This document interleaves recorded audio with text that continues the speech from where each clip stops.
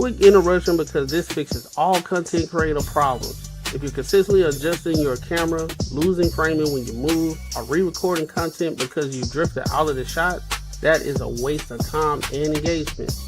I started using the OBS Bot mini camera and it eliminated all of that. It uses AI auto tracking to follow you in real time, keeps you perfectly framed, and delivers clean, professional video without extra gear or full studio setup. Whether you're streaming, podcasting, or on client calls, this makes you look locked in and polished automatically. Stop fighting your camera and focus on your message. I dropped the affiliate link in the description. If you're serious about content, this is an easy upgrade. As you can see, I'm testing out the camera and everything, and it's working out pretty well. Hit the link, get yours. Yeah. What's the word? Welcome to another show of the Banter and Barter Show, where we talk about everything under the sun. As long as we get back to the money, real conversations, and real solutions. I'm your host, Courtney Egg, and I got my dog, Macaroni Tony, here with me today. What's good with your big dog?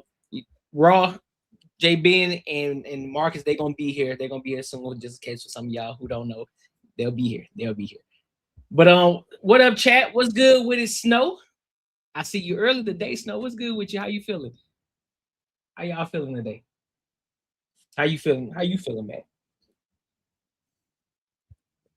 I'm good. Bro, I'm just ready. I'm ready to get this shit off. I get the pins taken out Friday, and they said I ain't gonna be in the cast no more, so I'm gonna just be like a little hand thing, and I'll be straight. And I can I'm gonna call you. Yo, what's up, fellas? My thing. What up, it was good, bro. Chilling. I'm ready to do this thing. Hey, ready to do this thing, bro? Hey, what's up? What's up the hand, man? Still busted up or what? Macaroni It Tony ain't busted up. It just I just gotta get it removed, and they gotta take the pins out. Everything's straight now. Oh, so you already had the surgery? I still got physical therapy though. Yeah, I already had the surgery. I gotta get a procedure to take the pins out though. Ooh, man, that's just they gonna put me. They gonna put me in them on them good drugs. I'm gonna be in there, and then I by the time I wake up, it'll be done. Goddamn. Oh, yeah. I just look at it like this. I'm off. I'm off work, so I gotta get it in these next 2 days, and I'm gonna just be. And it's early in the morning. It's like 8 o'clock. That's fact. You can't beat that. 8 o'clock. It's 8 o'clock, and shit. I'm just trying to hurry up and get this because people blowing my phone up for this landscaping shit, bro. Yeah. Time for you hire some help. I haven't even did a promo yet, bro. I haven't even started like posting, marketing, nothing. Like just people that I didn't cut before. And one lady, she said, "I got 2 neighbors that's waiting on you. I need you to cut my yard Saturday, and then I'm gonna tell them, and you can just knock all ours out, back to back." I said, "Shit, let's get it in, goddamn." Macaroni Tony getting to the money. Shit, because remember I already told you too. I got another job. I got a pressure washing job coming up too. This upcoming week actually. So we're a pressure washing joint. We'll make some extra dough. Get to the bread. That's what we do. We get to the money. I'm actually looking into the government contracting. I talked with somebody that do it currently, and he told me about how I can get contracts with landscaping and stuff. So I've been kind of hitting him up and bouncing ideas back. And like, hey, you remember you was like, Clem, I challenged you to get a $1 million client. Hopefully, shit, the government be that $1 million, goddamn. But I still got to do my due diligence and steps and bid and all that stuff. So I just got to learn the trick of the trades. But I'm like, dog, I don't know if I got the equipment to do the government. Hey, all that money will be you can buy it, bro. That's what I was thinking. That's what I was thinking. I was like, well, I can go ahead and use whatever money to like get a truck and shit. Yeah, I know you got government contracts with schools where he go in and put like bulletproof glass in schools and shit. So like, they pay well for that. Shit, that's dope. Crazy. Well, yeah. So I'm talking about side hustles, bro. I went and bought me a plasma cutter Or I'm gonna test it out, build my first smoker. Like, probably gonna start waiting in a couple weeks to try to figure that shit out. Hell yeah! It's how call you the sausage man. You know what I'm saying? Oh, crazy. That's crazy. Call me Smoke Daddy. What up, Smell the Roses? What's up? What's up, my guy AR Smitty? What's popping with y'all? Man, I appreciate y'all for joining. We ain't even started with the topic yet. We ain't talking about side hustles and businesses and everything, things that we got coming up. But we about to get into these topics soon, though. How y'all feeling? That Patreon gonna be popping soon, boy. Like, it's popping now, but it's gonna be some more information there. I can see it. Oh yeah. The Patreon gonna be jumping. But I decided not to promote it as much right now because we want to make sure that we build a strong community first. But what y'all can do is tap into the Discord, though. The Discord is in the description as well. It's in both of the profiles, in Banter and Barter and the Courtney Egger Show. So you can easily find that link there. So definitely the Discord. We got to build that community. Lotto stud. But before we get started, let me go ahead and read this super chat real quick from Smell the Roses because she came in blazing with the love. I appreciate you. Hold on. Already, I think she didn't broke the record of like who didn't super chat it off the rip. The fastest. Shit. Yeah, you right, man. Making money is me, man. 10 years, man, you're gonna have matching Benzes. 10 years. Thinking more like 10 days, man. 10 days. Yo, shout out to Smell the Roses. Shout out to you, Smell the Roses, for the $5 showing love. She says, salute stars and roses. We appreciate you for showing love. We appreciate you. We do appreciate you. And let me read some of these comments before we get started. Snow says Tony looked up Kizzy Parks for government contracts. That's a good one. Kizzy Parks. Man, we're definitely gonna do that. My guy AR Smitty was good with it. Snow says Discord is where the magic happens. That's a fact. That is a fact.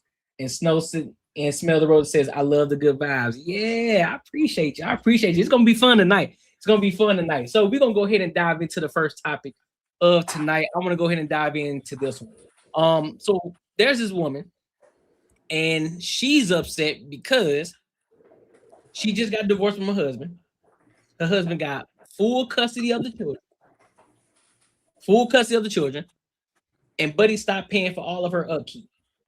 And so then he got his car back that he bought for her. He took that shit back.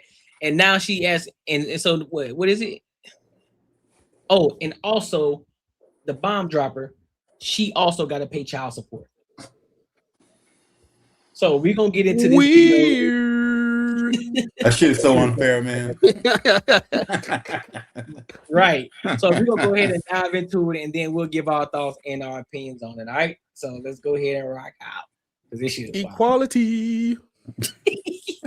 Just when I thought things couldn't get worse between my ex-husband and I, it actually did. And he showed me a level to him and a side to him that I've never, ever experienced before. So early last week, he told me that now that he is caring for the boys full time while I prepare to move, he obviously stopped the child maintenance payments to me, which is what we had agreed. I didn't want to be in receipt of anything because I didn't have the children, and that money was court ordered at the time of our divorce for our boys' activities. So their extracurricular activities, their breakfast club, after school club, tutoring, athletics, football, you name it, they do it, and that's what that money was for. So it's not a substantial amount, but it was in line with his salary at the time, and it was enough to cover those outgoings. It didn't cover their accommodation, it didn't cover their food, none of those things. So obviously, as they are no longer in my full-time care, that money was to stop. Absolutely, no questions asked. Now, he was saying that not only is that money stopped, he took the car that he had previously got for me away. Again, that's totally fine. I'm leaving the country. You don't owe me anything like that. That car was to make taking the kids from A to B easier. Totally fine. Here's the bit that threw me. He is saying that I need to pay him child maintenance. So I need to pay him child support, he said. And I was like, sorry, what exactly do you mean? He literally repeated himself and said that now that he has the boys, I have to pay him child support. Now, mind you, I have been self-employed for over a year. And you know what it's like when you're starting a business. It's not like I have the financial securities or the financial pulling power as I did while I was an EA.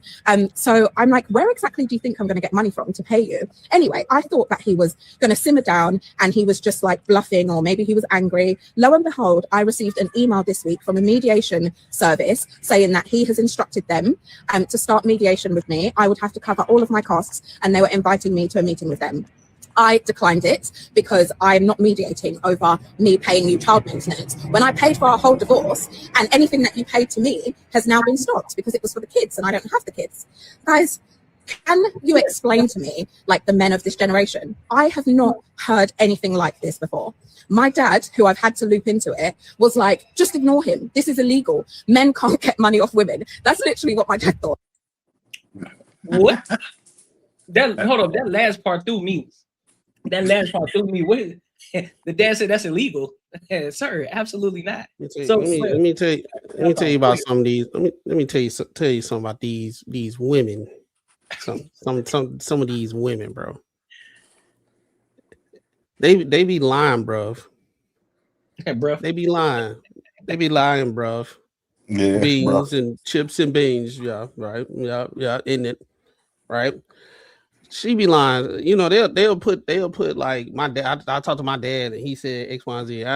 Come on, bro. She lied about that part. But everything else, you know what I find interesting is when men do not go to court for their children, the women will say, it's still on the man. It's your fault. You need to go to court. That's y'all problem. Y'all don't go to court.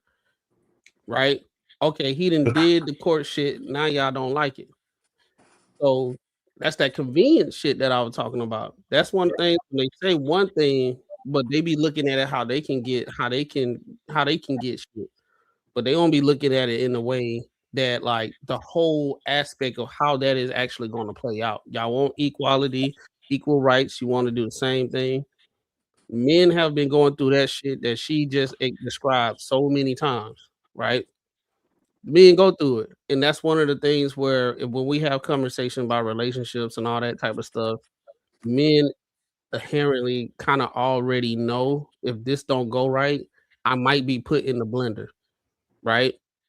A lot of women don't care about that. So now she got, I guarantee she the type of chick that I'm self-employed, strong, independent, don't need no man, blah blah blah. Well, I ain't gonna say don't need a man, but she flaunt her, she said she was self-employed. Mm-hmm. Now y'all break up.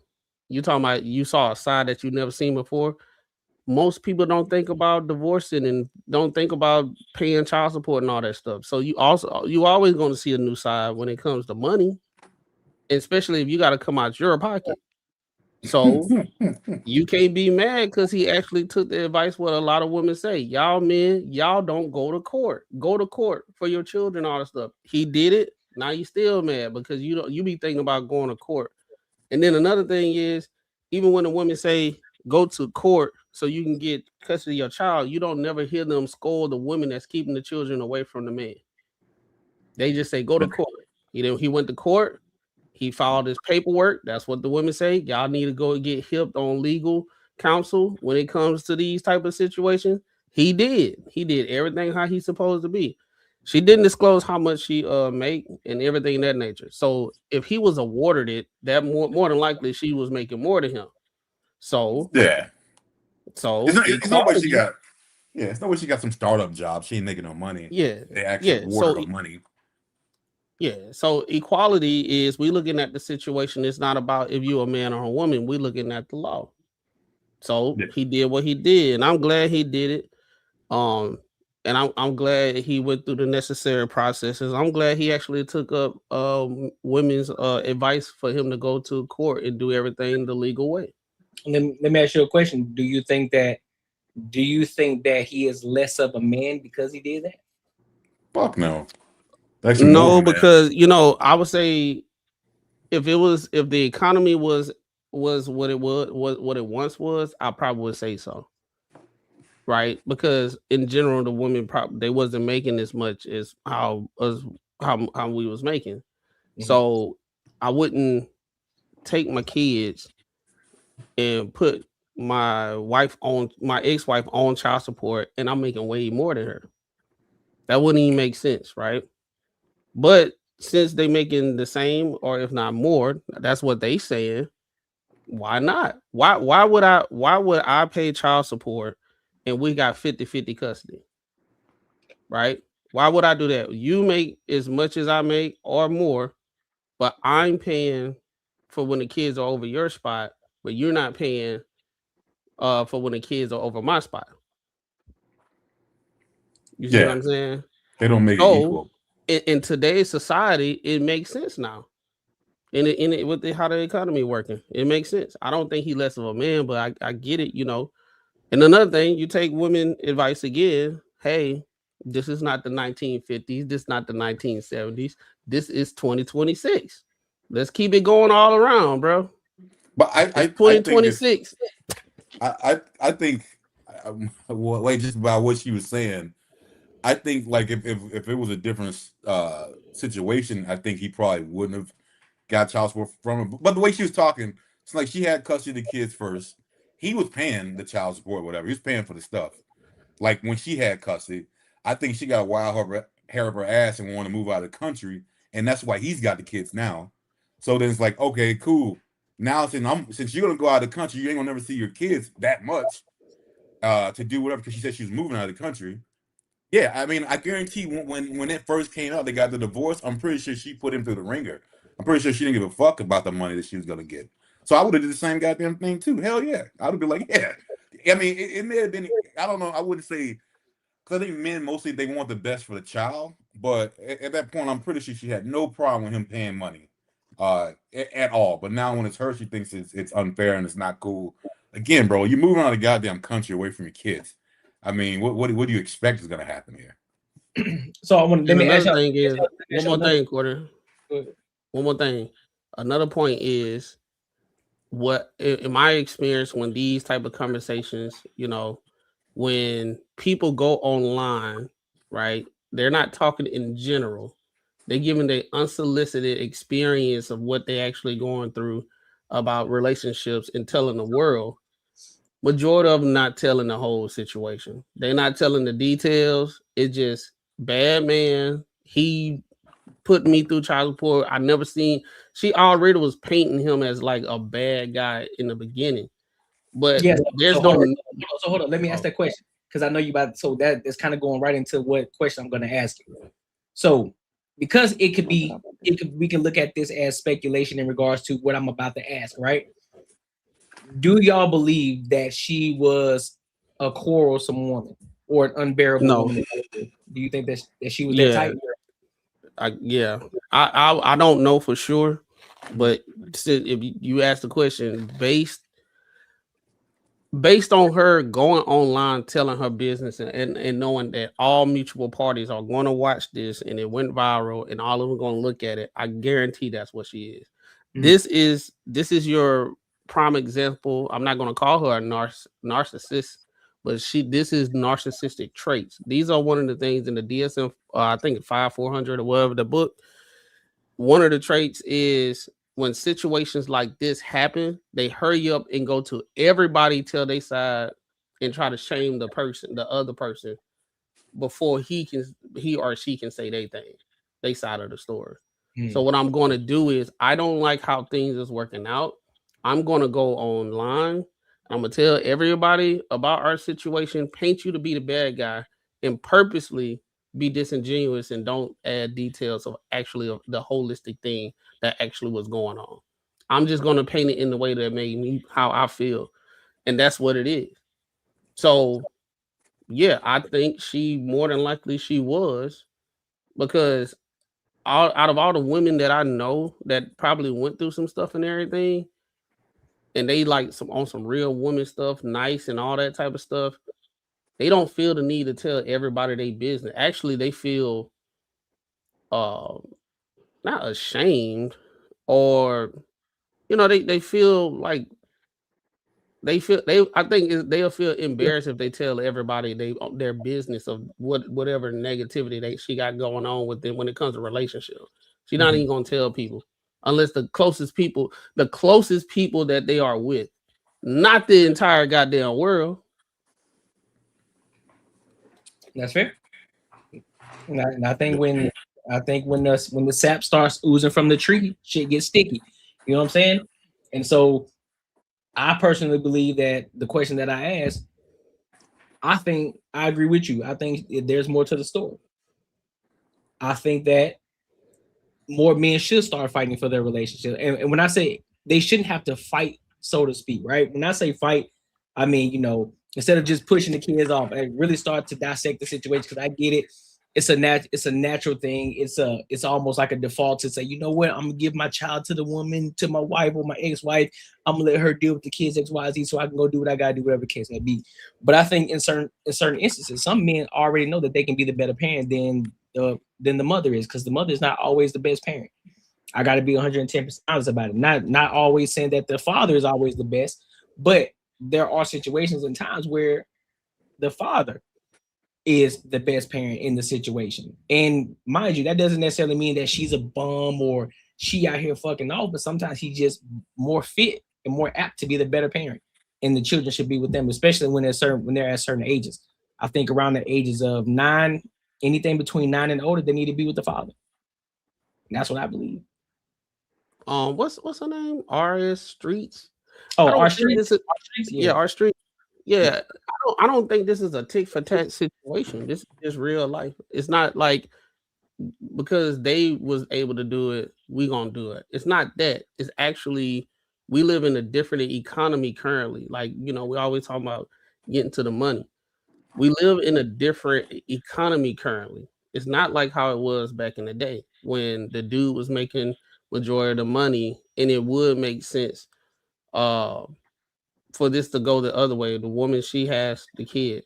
She's the prime example. She got her own business. She probably makes more than him, right? Because I don't think courts would, if you was making less, they're gonna make you pay child support. I don't think it go like that, right? If you make, you gotta pay something. I think something. Yeah, but he's getting full custody though. Yeah.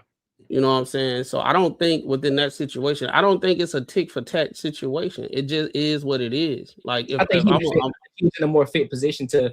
I think he probably had a better lawyer, and he was in a more fit position to have the children versus her. And I honestly 110% believe she probably didn't fight it as hard as she trying to make it seem as if she did. Another thing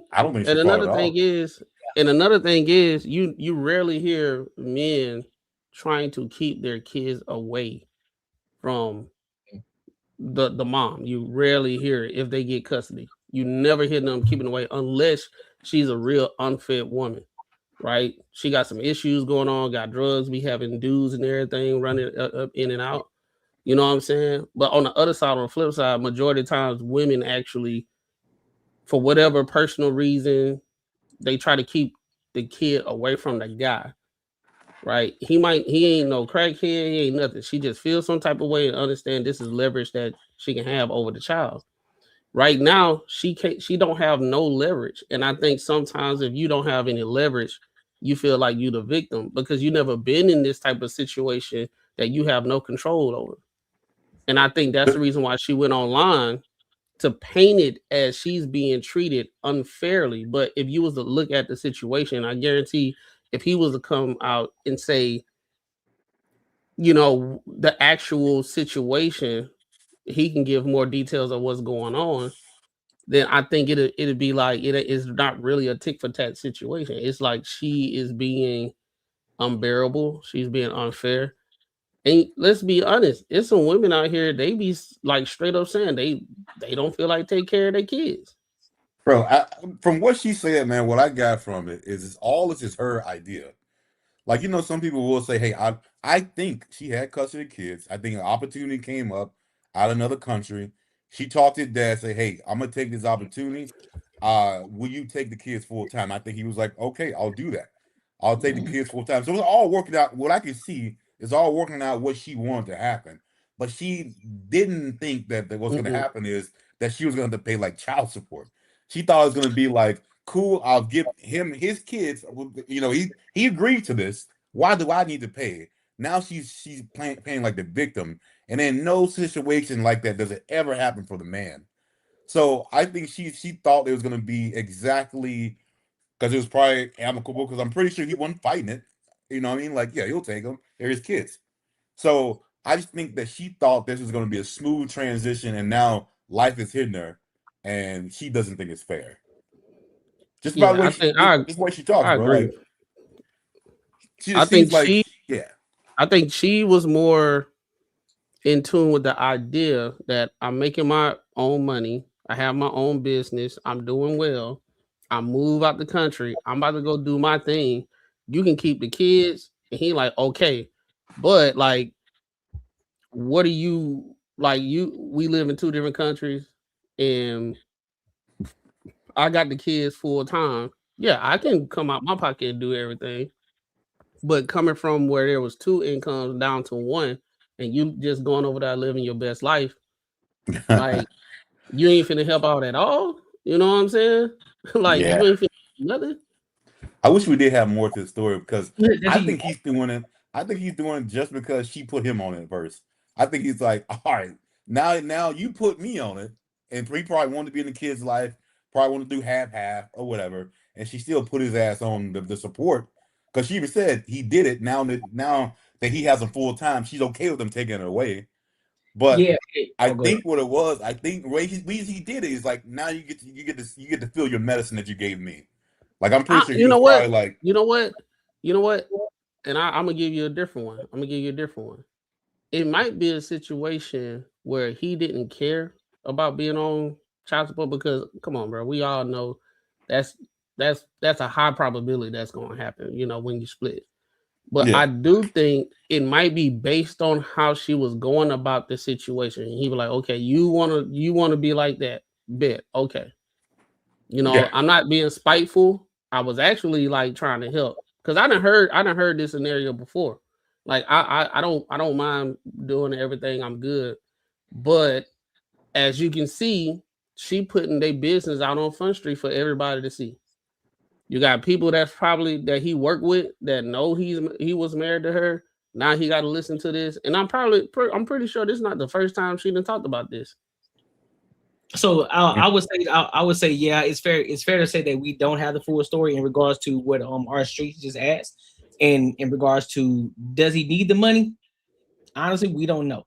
We don't know what their living lifestyle is. We don't know, if he's making good money, or if it's just a situation. It could be a situation where, because she's about to leave the country and go somewhere else and embark on her entrepreneur adventures. So he's like, listen, if you ain't gonna be here with the kids, I'm still gonna need you to contribute something. I'm not just gonna let you go out here and just have the best life while I'm over here taking care of the kids. It could be that. Everything from that point on is just all speculation at this point, because we don't get the full context. We only get her side of the story, and we only get bits and pieces only from the things that she's telling, because all it sounds like is, oh, well, I'm doing this and he decided to put me here and do this and put me on child support. And so what it sounds like to me is that she's a bit upset at the fact that she got put on child support. And I mean, right, wrong, or indifferent, it happened regardless of the situation, but we don't got the full context. So our streets is not, I don't look at it as tick for tack, because we looking at the betterment for the kids. It's like, I think she's saying based off of, because she said she put him on child support first, right? Yeah, but just because she put him on child support, I think that it's not really, but it's not really tick for tack. Tick for tack will be like, she's still living in the States and she's still gonna be taking care of the kids, and then he still put her on child support. No, she's leaving the state. She's not gonna be looking after the kids, and she's the mom. And he got the kids by himself. He's gonna be working. He's gonna need help and everything. So that's one income that's outside, that's out of the house. And based off how she's going, it seems that she might be one of them. I don't know, but to me, I'm just assuming that she might not be the most cooperative person. I don't think it's like tick for tack. I think it's like a necessity for the kids. Yeah, right? If you're looking at it from that process, from that thing, I don't think it's just as simple. Well, she put me on child support. well, and now I got the kids. I'm about to put her on child support. I think it's just way more nuanced. But like I said, we don't have all the information. We're going based off how she's trying to frame it. But like I say, I'd rather see a sermon and hear one any day. And majority of times when people give their unsolicited version of what's going on personally in their life, and you're not like a what it is, like a celebrity and stuff like that, I take heed to believe in all the shit that you're saying, especially when you're in an emotional state and the first thing you're trying to do is trying to make him look like a bad person.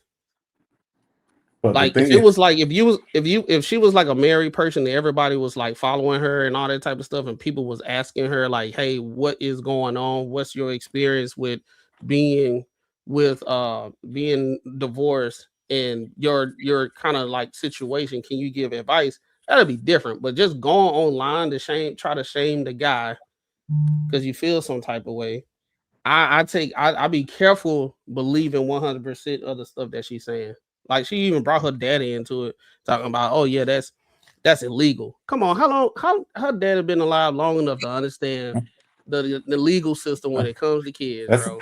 That's how you know it's all emotional. Because the shit she said is, I think any person in their right mind, I mean even half right mind, if she said, hey, I'm not gonna be around, I need to pay child support, I think most people say, yeah, you probably should. Like I don't. She was definitely looking for emotional fucking validation from some ain't shit people to being like he ain't an ain't shit dude because he's trying to take money from you, which is just not even in no way, shape, or form is a valid like rant. Like not even one part of it is like she's getting taken advantage of at all. Like not even close to. And another thing about her is how she's positioning the conversation of like what happened. She may feel like it's tick for tack and she's telling everybody how that was going, but yet we haven't heard what he said, so it might not even be no tick for tack. That's just how she's feeling, how she feels about it. But I'm listening to all the details of the situation, and if it was the same exact situation and they just flipped it, I would say it was a tick for tack. But when circumstances, especially financially, she's in another state and all that type of stuff, I'm like, it's way more nuanced than just making it easy as, well, he was on it and now she's on it. Like, it's more nuanced into the situation or the reason why. Because I know damn sure if I was married to a woman, she was making more than me or the same amount, her resources is gone. I'm self-sufficient. I can pay for everything, but she got her own business outside the states, and she just out of there, and she just on the phone. You know what I'm saying? That's the and then I have to spend money, or she got to spend money to have the kids fly out to her temporarily to spend time with her. Like it's just a whole different economic, like financial situation setting. Here's my question though. You know what I'm saying? It's my question though.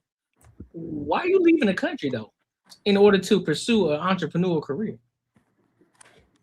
Well, it's like what career or what career field do you need to embark on that entices you to leave the entire country, away from your children, away from your family, just to go embark on these endeavors?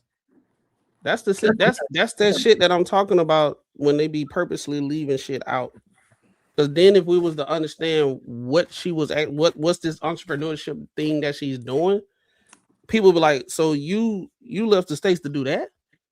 That's what you did. You left your kids around that for that?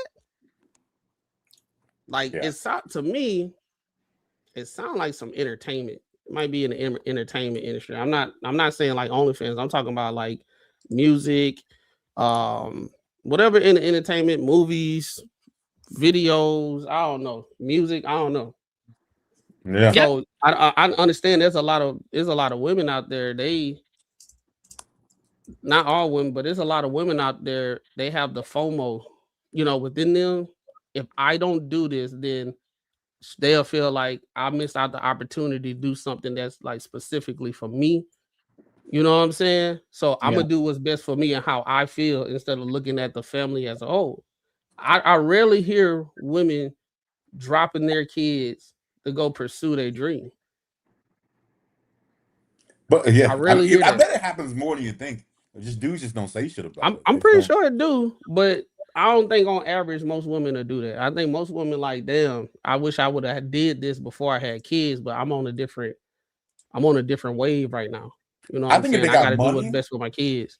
I think if a woman has money, if she has access to money, I think she would do that.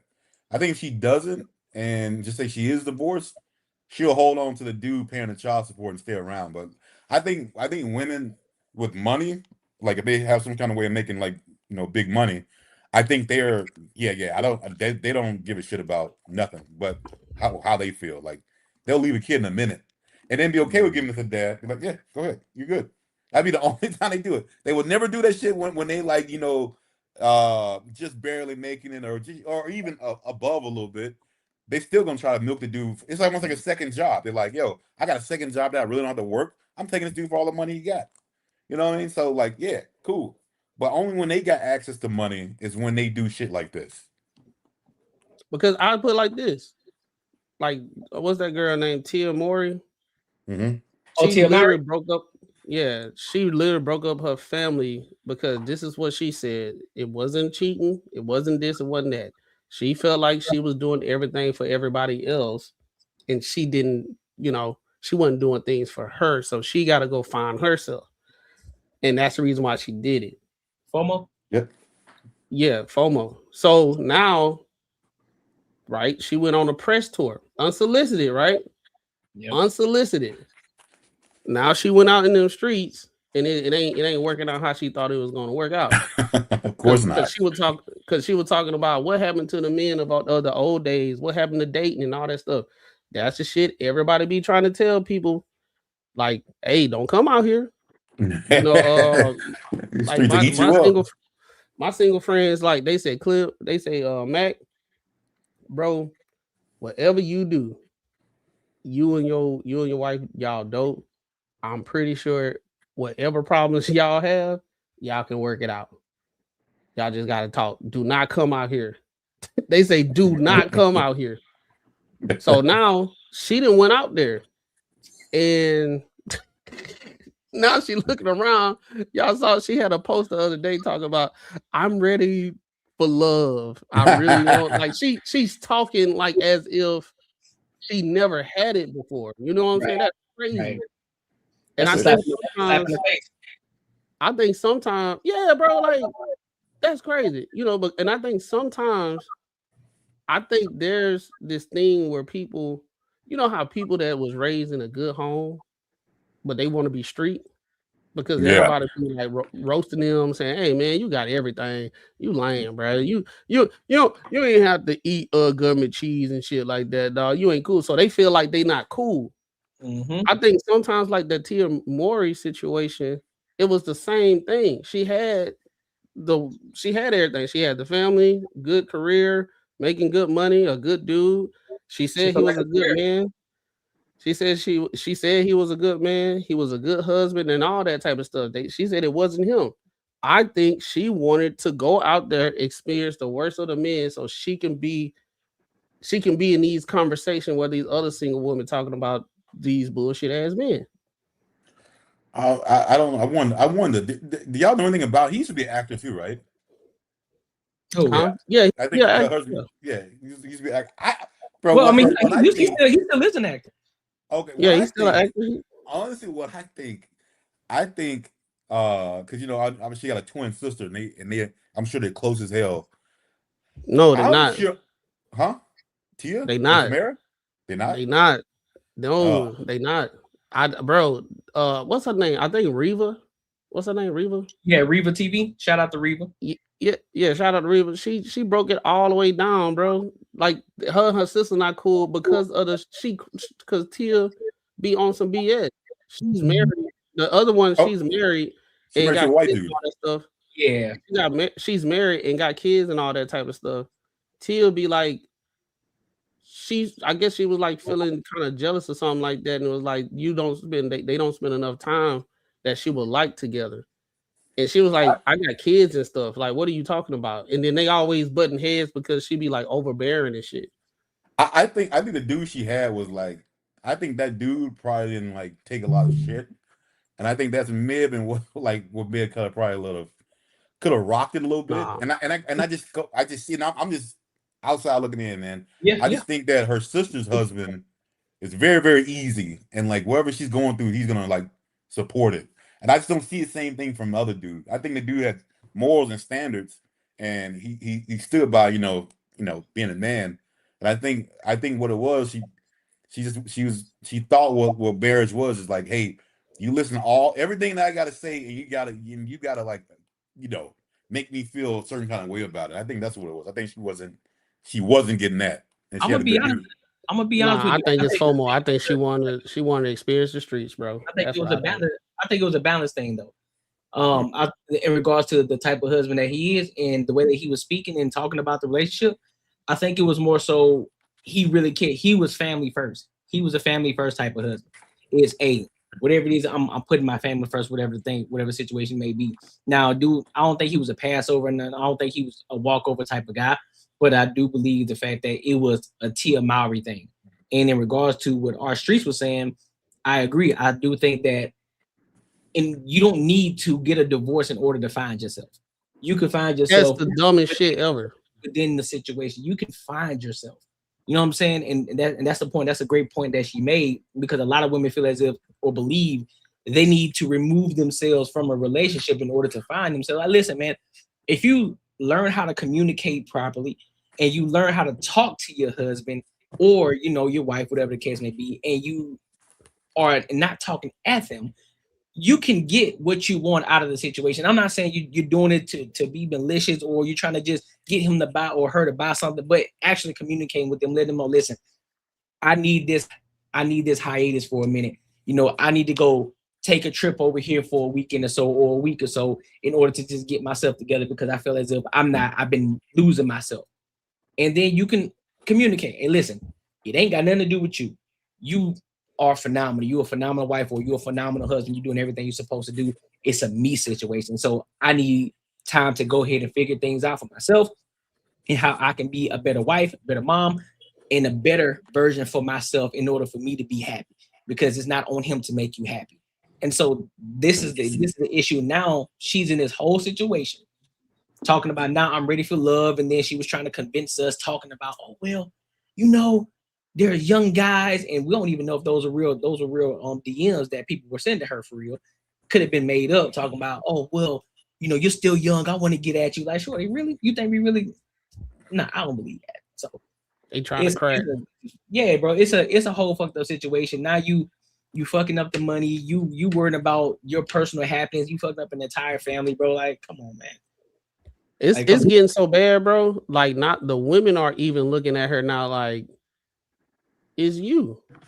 Because it's you, because it's like you rarely hear from him, but you always have to go out and give unsolicited shit about you.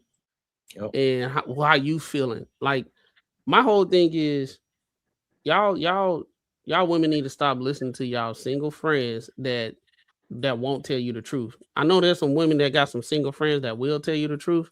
Yep. But oftentimes they get ostracized out the women group because they not saying shit that'll make them feel good. Yeah, they'll get kicked out quick. Yeah, they get kicked out. Like, my mom was one of those. And my auntie, she one of them. That's the reason why she really got only like 2 real good friends, because every time she was trying to tell her friends that were doing dumb shit, she was like, hey, you probably need to think about that. You know what I'm saying? It ain't what you think when you get on the outside. And I think women like Tia Mowry, like I said, she got that FOMO. She had the FOMO. She wanted to go out there and experience. That's what it was, because how the hell you gonna go find yourself and go right into dating that quick? And then what it was one time she started changing up how she was dressing, and went to her son. She had them latex like high heels on, skirt all the way up under her ass and shit, and she was looking like a goddamn stripper. And she was like, son, how I look? He was like, you need to take that off. She was like, what? This is not cute. He was like, no, if you're being embarrassing. So now she doing that. She was trying to do the hot girl shit. The same thing with Steph Curry wife. You had all the women saying, well, maybe she need to go have a whole phase. So this the 1 plus juice equal Pluto girl mouth shit. So you mean you're telling me to go out there and experience out of 10 guys, 9 that's gonna fuck over me so I can understand what I don't like? When I'm with somebody that can help me through this thing called marriage and finding myself, we can find myself together because I've been with you since high school and you know me more than anybody else in this damn world. So you leave that to go talk to other people. That shit crazy, bro. It's crazy how someone gets someone that kind of advice, man. That's fucking insane. Like I would never tell my homeboy, hey, bro, you need to go out here and smash all these women so you'll understand what you like out of a wife. Knowing me out there is not a lot of wives out there. You know what I'm saying? I'm like, you gonna get stay with the woman that you. I didn't have conversation with my homeboy that was married and was thinking about divorce, and I had to hold him accountable about some things. And at the same time, I said you got to learn how to communicate. And then we had a long talk, bro. And that shit, I ain't gonna say I saved his marriage, but I think I put some things in his ear for him to like understand.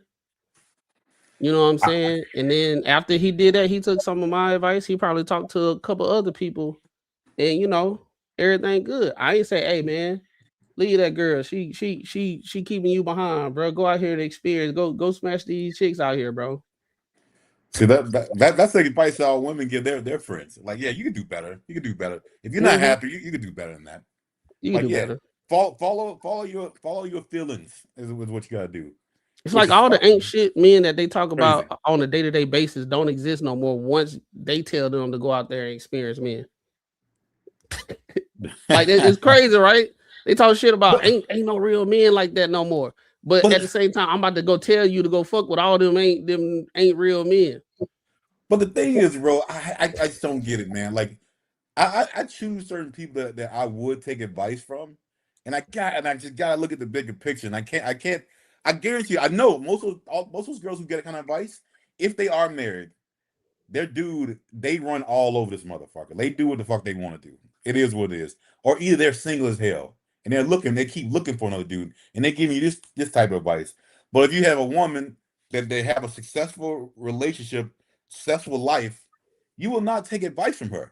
Like, you won't take the advice that, hey, you probably just need to chill out and y'all need to talk about it. Even they do say therapy. Cool, say therapy. I know it's a women's go-to, but like those are not the ones that are giving that advice to go out there and on your whole face. Those chicks, they ain't the ones that are doing that. I just don't understand how they take advice from these kind of people. I think at the end of the day, all of it is a financial decision at the end of the day. That's what I think. It's all financial decision. It's all a financial, because it can either lead you to your demise or it can lead you to the ultimate wealth. You can lead to a great happy relationship, wealthy, fulfillful relationship, or it can just lead you to your demise, like we just seen in this other topic. This entire topic, women leaving the country, their entire family, just to pursue an entrepreneurial career. You got women who want to leave relationships for happiness when they got a perfect family at home, all because they want to be in the mix. They want to be a part of they want to be a part of the crew of women who've been out here and they had their moments. They want to be able to have a conversation saying, listen, I had my fun, I did this, instead of just saying, you know what? I never did that, and I'm happy with that. I'm happy that I never experienced so many men.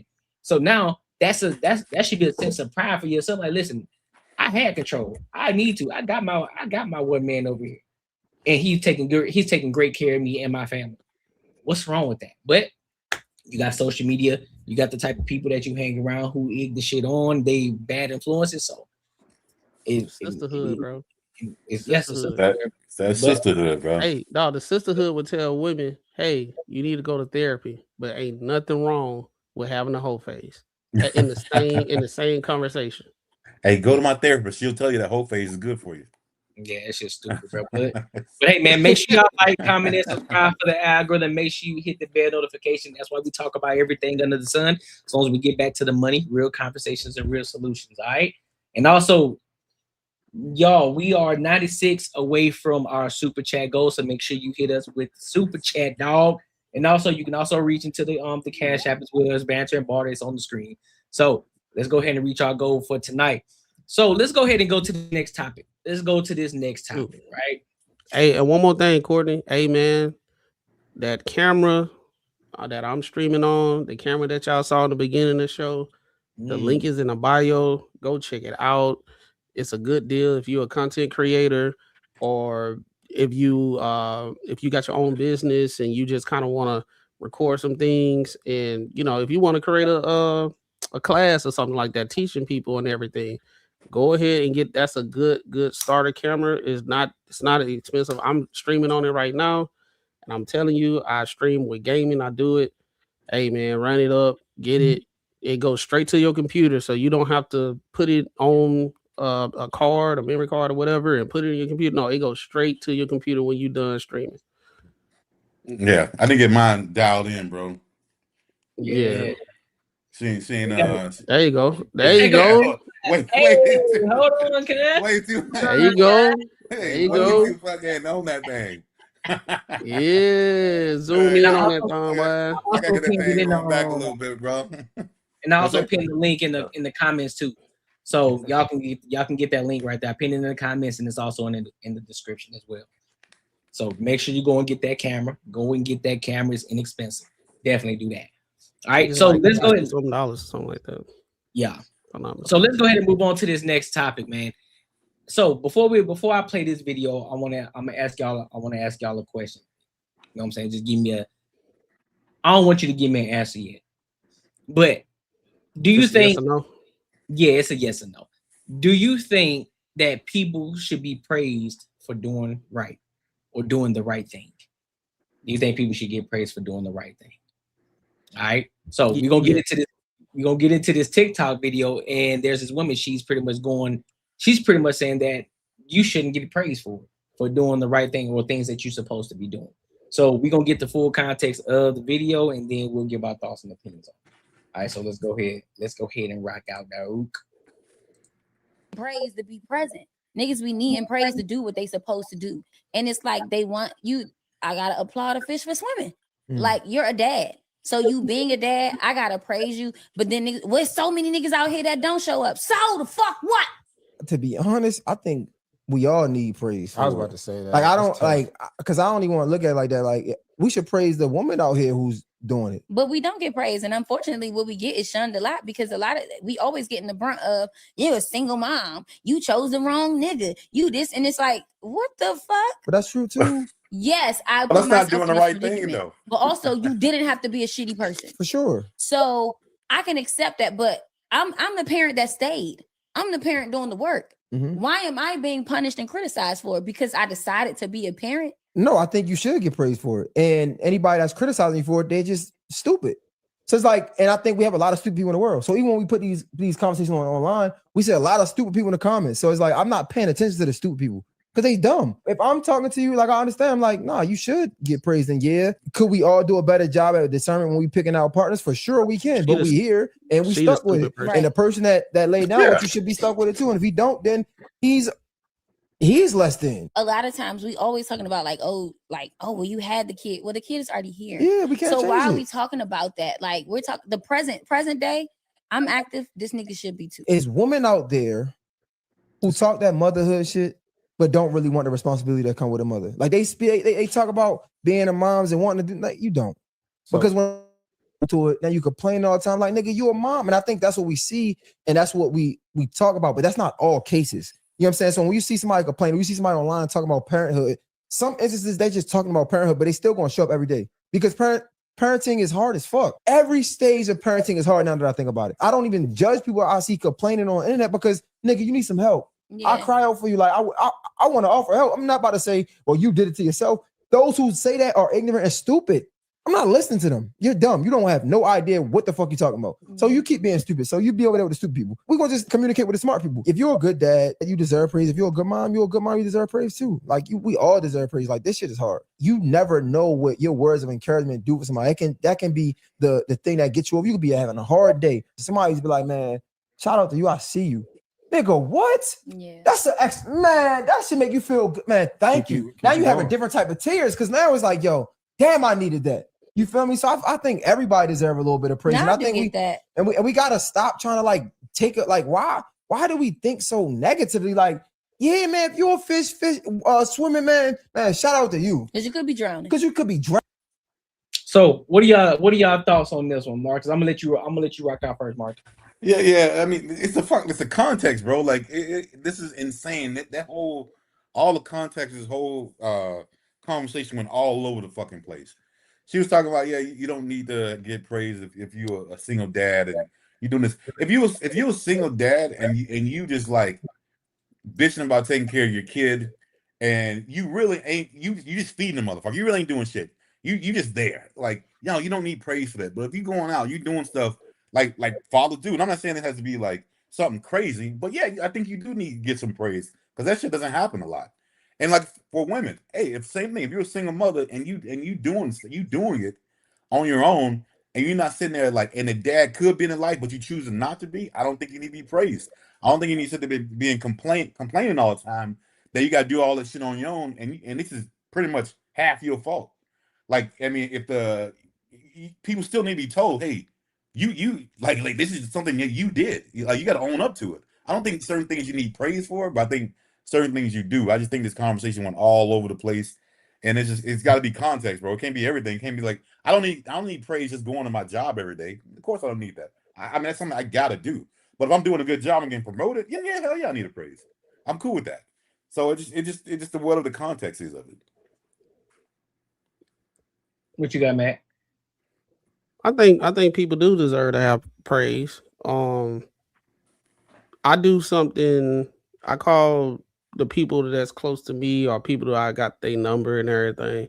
I do a routine checkup on everybody and say, hey man, proud of you. I see what you're doing. I see your posts and everything. Just want to let you know I'm proud of you and all that stuff. Are you good? I do the check-in. Because I know us as men, we don't never get that for real. Right. And I think that's one of the things where she it's a crab in the barrel mindset that she has. You can tell, and I've been in this situation before, you can tell when women are regurgitating things from other unhappy women versus when they talking to a guy, not all men, but a guy that got like that a level of maturity. And it's like, let me put this in a perspective, because you saw how she started looking at it from a different perspective, and she calmed down because she wasn't thinking about it like that. You know what I'm saying? So what's going on? You have a large minority of women online or toxic people online giving that type of response of saying, we're not going to praise you because if you're doing bare minimum. And bare minimum is subjective, because my bare minimum might be way more than what the average woman is dealing with because, like we're saying, all these men ain't doing the stuff that she's saying. I done heard plenty of women say, I'm so glad to be with this dude. He takes the trash out. He got work ethic. He don't come home all mad. He makes me feel comfortable. My inner child come out when I just feel comfortable. I'm so happy to be with a man like that. When that man hear that, he's saying that, hey, I'm doing my job. Right. Mm-hmm. But if you're not saying nothing at all, right, and you're saying, well, you're doing a bare minimum, what whoop-de-doo, it's like, damn, you know what I'm saying? And what the issue is, I think with her, she was trying to lump in getting praise for everything. If you got 3 baby daddies and you raising 3 children by yourself because you didn't pick 3 baby daddies ain't worth a damn, I think you get no damn praise for that shit. You know what I'm saying? I know it's a hard situation to do, raising 3 children, but yeah, you did put yourself in that situation. Because now we got to understand what's the quality of how they being raised, right? I ain't finna get praise for that. But if you got 3 kids and it was with one guy and you married and you doing the damn thing. They know how to read. They get the practice on time every time. They outstanding students. Your husband, he's happy with you, and that's something to be praised about. Because I guarantee there's nothing like somebody watching you from afar and you busy, and thinking like, man, I just feel like I can't win. And somebody like, dog, you doing a good job, bro. Let me show you this long laundry list of the shit you've been doing. And I see it and I'm proud of you. That makes you be like, okay, I'm doing this for a reason. I have a purpose. So that whole getting praised for doing bare minimum just because you're a dad, you know how many, but from what a lot of women are saying, it ain't a lot of dudes that's doing that. Why you just can't be happy that you got a guy that's doing it? Yeah, I'm glad because I got a wife. My wife, I don't have much to complain about her because she's not doing none of the shit that a lot of dudes be talking about these women be out here doing. So I praise my wife when she's acting like a goddamn wife. So she'll know that I'm seeing I appreciate everything that you're doing as a wife. And it makes her feel good. Why not? If I was around here and she's being a wife and she doing what she's supposed to do, and I look at her, you doing bare minimum, how would you think that would make her feel? Why even do this anymore? If you're looking at it like that. Yeah, and I just look at it also from even when it comes to the guys, right? The guys who out here just getting multiple baby mamas. We ain't praising them niggas for that shit. It's like, hey, bro, like my nigga, you got 3-4 baby mamas, nigga. I'm not praising you for that, nigga. You learn some discipline. You out here just fucking all these women. Nah, G. I'm not giving you praise for that. Do what you're supposed to do. Take care of your responsibility. I'm not gonna praise you for that shit. But then on the flip side, then we do see other fathers who, like Max said, there are fathers out here who are doing the damn thing. They are making shit happen, even if they don't see it themselves. I know a lot of men, we get into our mode of, nah, man, I don't really need that, man. I just want to make sure everybody good. Nah, bro, it's a good thing. And then for all of you other ladies and y'all Gen Xers and all y'all women who claim men are sassy, it's not sassy for a man to want to hear or be praised or just for somebody to appreciate the shit that he's doing, because sometimes we just got our head down. We just working, bro. We don't even understand what we're doing. Then when somebody tells you something like, hey, man, listen, big dog, I see you working. I see you grinding, dog. Like, I see you over here doing your thing. And then, like, then you start listing out the things that you have been doing. And it goes the same for women, too. Buddy, I see you going crazy over there. Shit, you going to school. Goddamn, you out here taking care of your kids. Your kids are not here in these streets. They're well-mannered. They're well-behaved. They say, yes, ma'am, no, ma'am. They ain't loud. They ain't ratchet. You know what I'm saying? Your kids know you ain't, the kids' hair is always done when they come out. They ain't got no snotty ass nose. They ain't dirty. You look at this like, oh yeah, they take pride in their family. They take pride in everything that they do as a parent. So I'm going to praise that. That's what we praise. We want that dignity. We want to see people succeed as parents. We know that shit hard. It's not easy. But on the flip side though, you get praised, but also you gotta get held accountable too when your kids are fuck ups. That's what people don't want to talk about. They want to be praised for everything. Oh, well, I did it as a single father. I did it as a single mother. I did this. My kid graduated. Okay, great. Now, when that kid is a degenerate, they out here in these streets, they going to jail, they on polls, they doing all this bullshit. Oh, you got to be held accountable. And it ain't no, the father wasn't in the household. You going to talk about the father then when your kid was doing great things. So why you want to bring him up now when shit going left, when shit ain't going right? Nah, we know, if we're gonna do one thing, we also got to do the other. If we're gonna give you praise, we also gotta be able to hold you accountable too, because we're not just gonna give you praise just because. And that goes for both sides, not just women. It goes for men too. And that type of thinking, that kind of logic that she got is real dangerous, because it's dangerous because when you actually get into a relationship, and if you thinking whatever he's doing as a man, that's just bare minimum and he shouldn't get praise, you're creating something within yourself to look at anything he do in a negative way. So anytime he do something, he accomplish something, that's what you're supposed to do, right? So now it's like that person to be hyper like what it is, I don't know, just negative. And then that's the reason why the relationships don't work, because it's like resentment and all that stuff start being like cultivated as time go by, right? You and your person that's in a relationship, give each other praise when both of y'all doing stuff and you doing this thing called life together, because that's what you need. That's your accountability buddy, the measure if you doing what you're supposed to do. And long as they praising you and y'all praising each other every time y'all do well, then that's the measurement of how y'all being great together and going forward in a relationship. If you have this thing where you always bringing up barriers, like saying you're doing the bare minimum, why you need to get praised, that's just going to raise issues in a relationship, and it's going to be hard for y'all to progress or lift as you climb. How can I lift as we climb if I'm seeing you need that lift up, that praise, and I'm like, you just need to stay right there because you just doing the bare minimum? How you going? How that person going to get lifted? That shit crazy, and it's just that toxic talking points that. And I'm glad the dude broke it down like that, because those talking points that be like online, and it just make people feel good to say that shit because they live in a consistent state of chaos and misery. Yep. So they spew it. Their energy, you can see it. They have this energy about them that's really, really negative. And that ain't what you want to be around. That's no, you saw what she said. She was saying, she was basing it on if some man was doing, a certain kind of job. Like once he kicked it around and said like women need praise too, and then she was like, I get it. Like if it's anything based on the man, nah, she don't get that shit. We don't need nothing. If a woman just is present, like she needs to be praised in the mind of a woman like that. Like it doesn't matter what she does, whatever happens, she gets pregnant. It's not her fault. She's strong.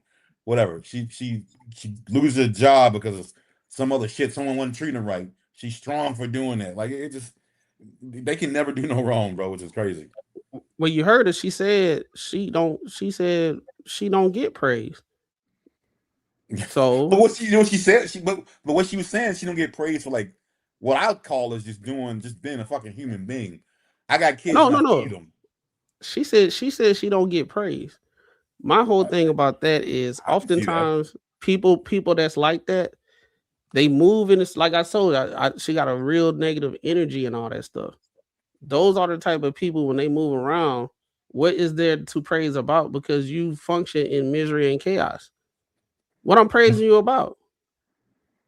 Yeah, I don't see you doing any good deeds. I don't see how you inspire other people when you walk in a room. You know what I'm saying? Oftentimes, I have people, my homeboys and everything, and they ask me questions like, what was it about, your wife that made you want to marry her and all that stuff? And I gave her all those praises. They were like, yeah, I need to find me something like that. You know what I'm saying? Clem, don't, like I said, don't come out here. Don't come out here. Right? That's for me acknowledging the stuff that my wife do. I'm not looking at her saying that she's doing bare minimum, right? So they'll be like, if I went, if with her logic, if somebody asked me why did I pick my wife, and I just start saying, well, she just do bare minimum, they'll be like, that don't sound like worth for somebody to get married to. You know what I'm saying? Yeah. That's wild. That's facts. Well, make sure y'all like, comment, and subscribe for the algorithm, and make sure you hit the bell notification, my good people. So I want to go to this. Also, I want to go ahead and go to this next topic. But before we do, chat, make sure y'all tap into the super chats. Make sure y'all help us hit our goal, and also in the Cash App goal as well, banter and barter. And also, if you want to get the camera like Marcus got, like Macaroni got, the link is in the description as well as pinned in the comments as well. Especially for y'all new content creators who trying to figure things out, trying to figure out what equipment to buy. You definitely want to tap in. And you definitely want to get you that camera because it's very inexpensive. You don't got to break a lot of bread in order for you to have a quality camera. So definitely want to tap into that. All right. So let's go ahead and go to this next topic. Oh, let's get to the main topic. Let's talk about Dwight Howard and Amy Luciani. So basically, what she's saying, basically what she's saying is that Buddy is on drugs. Big time. Talking about CPS and all this good stuff. But we're going to also break this down throughout this conversation. We'll also break it down and how this can actually be a financial impact on relationships and just on you as a person, especially as an NBA star, like a former NBA star like Dwight Howard, right? So we're going to dive into it and how this could actually cost you millions of dollars, you know, when accusations and things like this pop off in marriages, all right? So we're going to go ahead and dive in and we're going to give our thoughts and opinions. So let's rock out.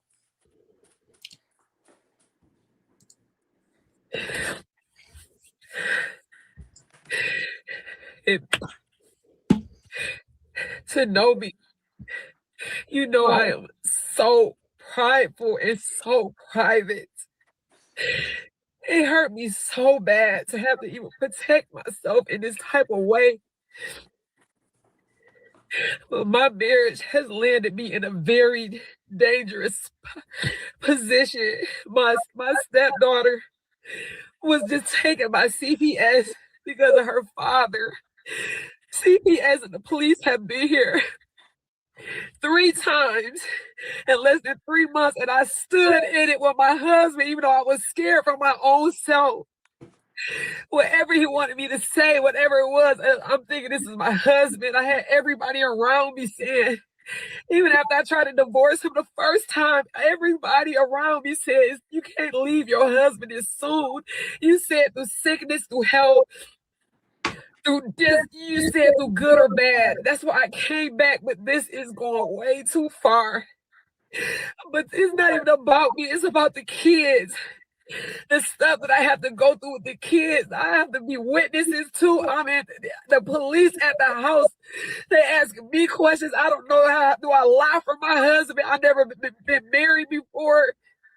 I'm in love with my husband. I don't want him to get in trouble, so of course I'll be his alibi, but this is going way too far. And now I'm getting mixed all in this. I have been with this man for 14 months. I cannot ruin my entire life for something that this person is doing. I just cannot do it. I tried to get so much help. I asked for counseling in our marriage. We went through 2 different counselors. When I say I love my husband, I don't want to leave my husband. But the positions he keeps putting me in, and it's all over nothing. I keep telling people he needs some help, y'all. I live with him. This is not him. This is not Dwight. This is trauma. This is everything he's been through, but just not the kids. I have to advocate for the kids. And I can't go down for what he's doing. So they took our daughter. And I'm just sitting there like, do I speak up? Do I be quiet? What do I do? But I caught this man. I caught this man forcing our 12-year-old son to cover for him, his son, to cover for him. He had him lying. I recorded it. He was coaching our son to lie on me, and I had to record it. And it's this shit. I try to tell everybody he needs some help, and ain't nobody would have fucking listened because he got the money. I kept saying, whatever, y'all don't understand. I live with him. He needs some help. And this is it. This is what I'm fucking losing my fucking marriage to. This shit right here. I told everybody, y'all gotta help him. He is spiraling. I'm in here with him. I'm trying to love him through it. I was gonna run out the door. I was gonna leave him. But everybody told me, don't leave him. He's struggling. I stayed, but not this year. We got the police involved. CPS, you're lying on me. You making up alibis. You got our son, my stepson, lying. And thank God I recorded it. And he innocent in this, but you said just to protect yourself, you would take anybody out, including me, and I can't let you do it no more. I don't want to share the dirty secrets. I don't want to go out like how everybody else did this, man. But I got to protect myself now. I'm uncomfortable. Now, I don't know what is going to, I don't know. I'm uncomfortable. This man has the money. This man controls it all. And it's not about no money. I've been with this man for 14, 15 months. I never asked him for $1, nothing. I'm not on the credit cards. I just love him for him. But this shit is going too fucking far. And I'm so embarrassed. And I gotta even I'm just like, I don't know what to do. When I heard my stepson being coached to lie on me, I gotta protect myself now, and I know it's supposed to be through sickness and health, but this shit is scary.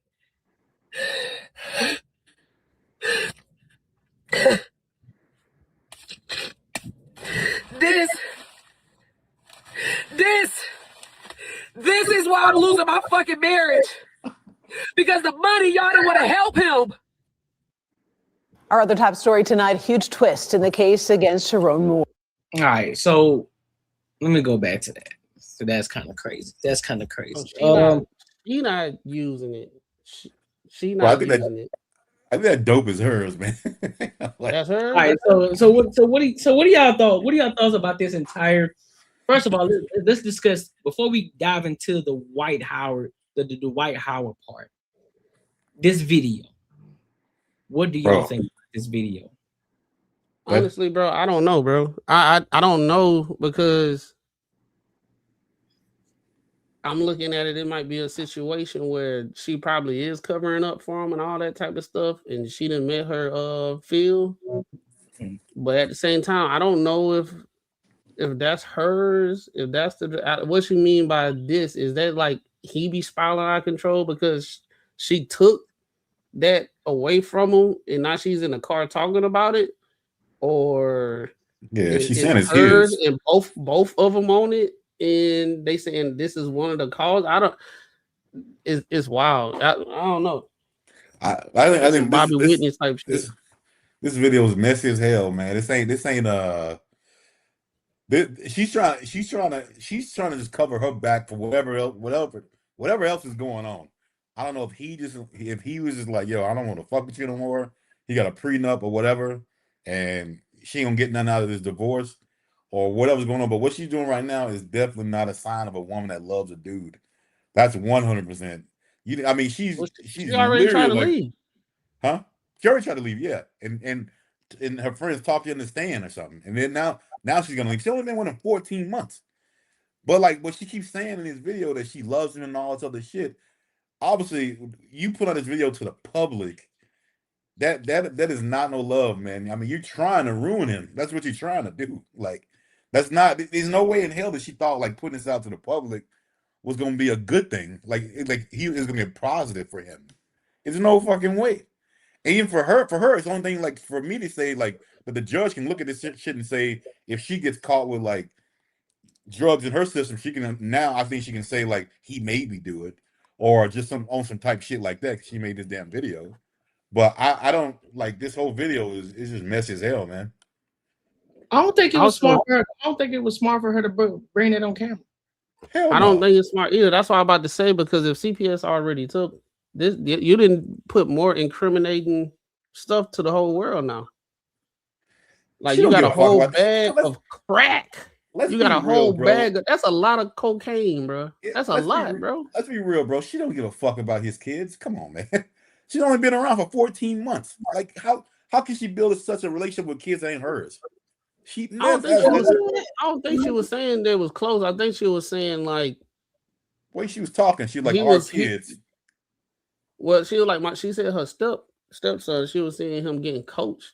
And it's but she was saying too also that like it was kind of something to do with the kids. Like the one kid got taken and she said one kid was getting coached and what she's seeing going on in the house with the kids and shit like that.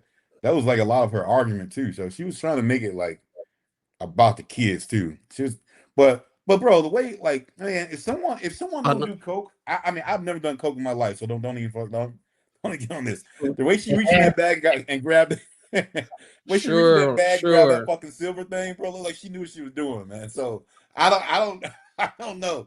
The way she's trying to play it off is like she just took this dope and fucking ran out of the house and started make this video, which I fucking 100% doubt that. Now, I don't doubt that he don't do it. I'm pretty sure they both get into it. That's both of these stash.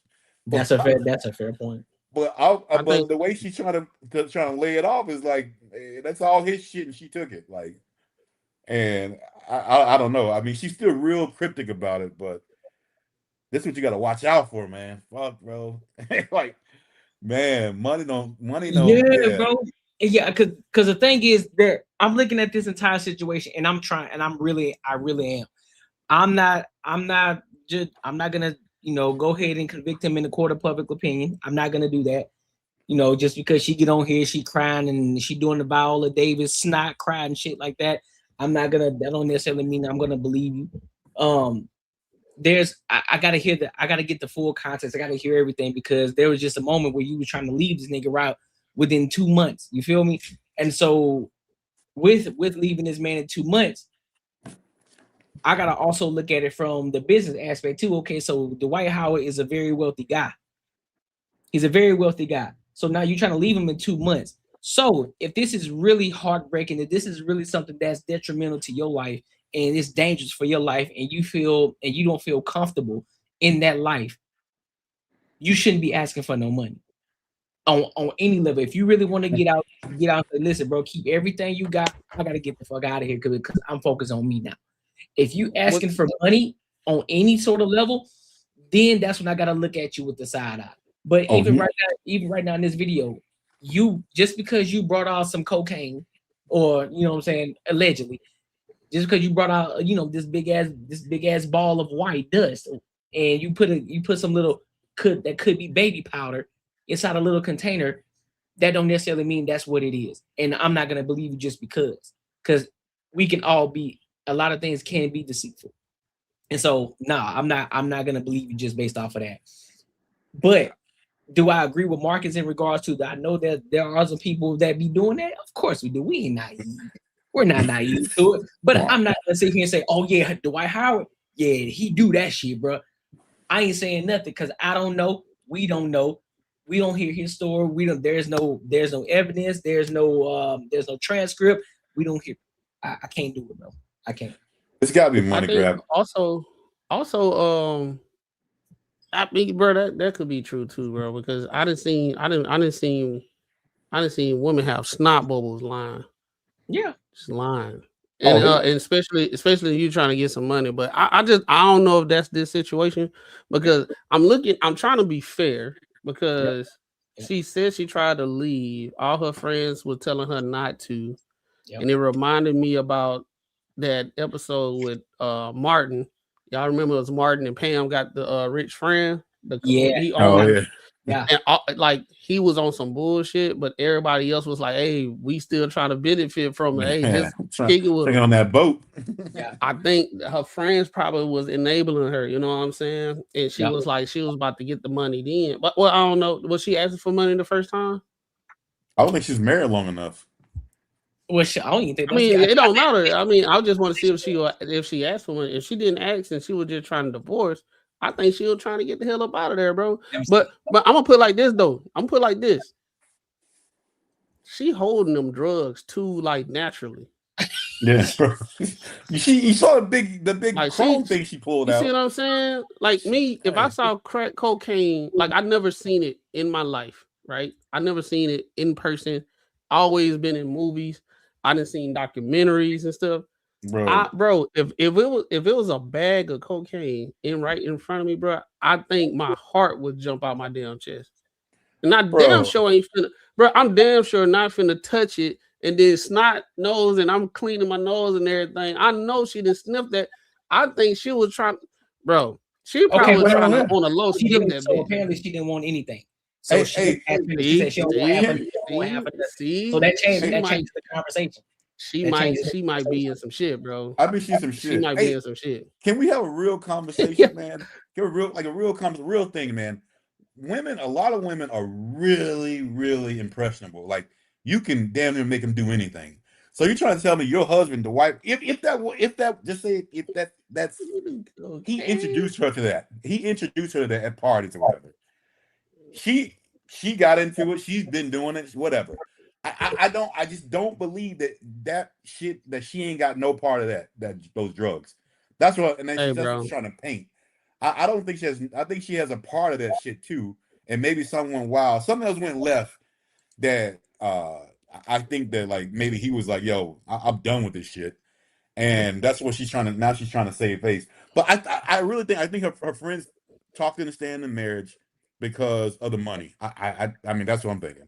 I think whatever they do on their free time, if they doing drugs and stuff, that's cool. Hey, I ain't gonna say it's cool, but that's them in private, whatever. You know what I'm saying? I think the situation, based off what she's saying, I don't have the whole thing. It's unstable in the house because of the drugs. It doesn't matter if both of them, because you got some people when they on the drugs, they just be chilling. I think what she's trying to allude to is he is unstable when he's on it. And then that's the reason why the kids got taken. We don't know the actual details of what was the situation that got the stepdaughter to be taken.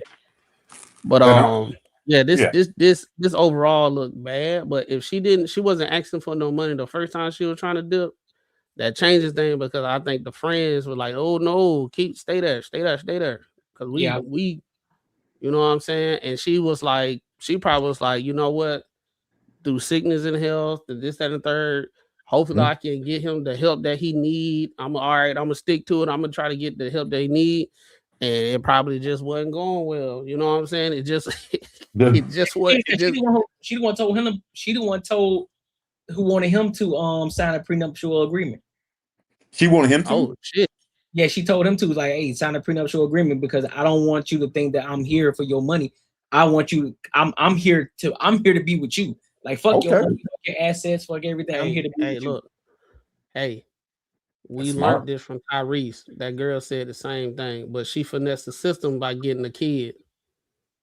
That's what I'm saying. These the links that some women go, bro. So it's like, damn, I'm hearing it. I like, yeah, it sounds bad, but then you be seeing cases like that. You be like, hold up now. We didn't see. We didn't see the chick get Drake's condom and put it in her and try to sue him because he put hot sauce in it. That's true. That's true. That's funny. But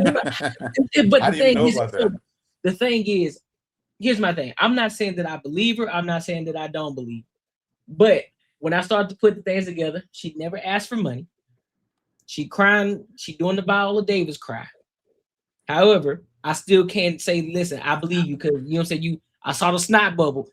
I still can't believe it. You know what I'm saying? I still can't believe it until the evidence proves that he is guilty. I'm not gonna say that he's innocent, regardless of how hard you cry. I can't do that because I have to look at, because now I would have to put myself in his shoes. Like, okay, if somebody say some shit about me, and then everybody and their mama saying, "Oh, well, you did this," and they judging me on the court of public opinion, and it's like, nigga, how y'all even know? Y'all, there ain't no evidence, there ain't nothing, but y'all believe in her because she crying like a motherfucker. And again, I'm not saying that I believe her this or don't believe her. I'm just saying that we need more evidence, we need more context to get the full story. So she's doing this to fucking hurt him for sure. Like his like, I don't know, bro. Hey, bro. Bro, I think what will happen. I think they got in a fucking fight at the house. There's some sort of argument, and then people were called, and then that's what happened. And he probably told her, "This motherfucker's crazy, wigging out, doing all kinds of fucking crazy shit," and then she had to come back on here and fucking do this. And that's what she was saying. The kid. Hold on, I'm sorry. My bad for cutting you out, Marcus. So I'm up here doing the research too. So I'm gonna read this to y'all real quick. So she went. So it says that. Just give me a second. So based on everything that we found, she didn't ask for money. She went live, emotional, crying, exposing situation, all this. Back in July 2025, during the first divorce, she publicly denied ever asking Dwight for money. Says she was the one who requested the prenup, right? But again, in the same month of July 2025 filing, she did request alimony and asset division. Yeah. Yep. I don't think she's married long enough though. That's a legal divorce process though. So not asking for public money. So my thing is, why you need alimony if you only been married? You barely been married 2 years. But hey, that's neither here nor there. But shit, at that point, I think it's only like 6 months. Also, I'm not seeing any confirmed confirmation that the kids was taken by CPS. She says that it got taken CPS came 3 times, but I'm not seeing no confirmation of the daughter being taken. Yeah, but CPS to come through. I was wild, man. No, it said they got taken. So that's different just saying CPS being here. She said they was took. That mean that kid is not there right now. I mean, the kid would probably has a mother, so like I wonder. Yeah, I don't know. That's wild. Maybe the mom calls CPS on her. When CPS takes you, they take you. No, yeah, I know. But they would. Yeah, I mean, someone had. They're not going to take you and go give you to the actual real mom. No, when CPS come, they take you. Because if it was a situation where they was removing, the cops would have been involved to remove the child from inhabitable situation, and they would go to the actual real mom. But if CPS is there, maybe the real mom is not accessible for the whole reason why he got full custody in the first place. So March 7th, CPS left with Dwight's 6-year-old daughter. So it's confirmed? Yeah, March 7th. They left with his 6-year-old daughter. Well, there you go, bro. She might be telling the truth, bro. I don't think she. I think she's leaving her part out. I think she's telling the truth about CPS came and took the kid, but I'm pretty sure.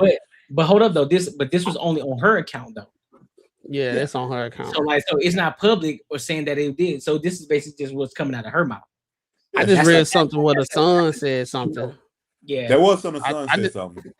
I saw the son said, he said, my dad crazy, my mom crazy, all of us crazy, I'm crazy. He said that. So he definitely didn't have his back. It's just a toxic household. That's what it sounds like to me. I think that's what it is, and it might be a toxic household because if you with this dude for 14 months, you must have been cool with that shit he was doing. Like he ain't just out of nowhere to start doing that shit. You was cool with it. While y'all was dating, you probably saw it before he actually married you. Because she'll say, I've been married. She said she's been married with him for 15 months, but they not saying how long they been kicking it. She left that out. True. And I'm trying to tell you, bro, how fast she grabbing that cocaine, bro. She not a stranger to it. Oh, bro. There's no part of me to believe that she had nothing to do, that she doesn't dip into that shit. Cordy, if it was cocaine right in front of you, bro, would you touch it? But hell no, but I'm trying to get I'm getting out the car. You know how many times she touched that shit in the video, bro? And then Slick put and sniffed it in her nose, bro. She acting like she acting like she. No, I'm just joking. I'm joking. But no, I'm serious about grabbing the drugs though. But it's like she grabbed the little one-hitter thing, whatever. It look like it got the Eddie Kane going on to me. It give me Eddie Kane vibes right now, bro. Dang. What do you mean by that?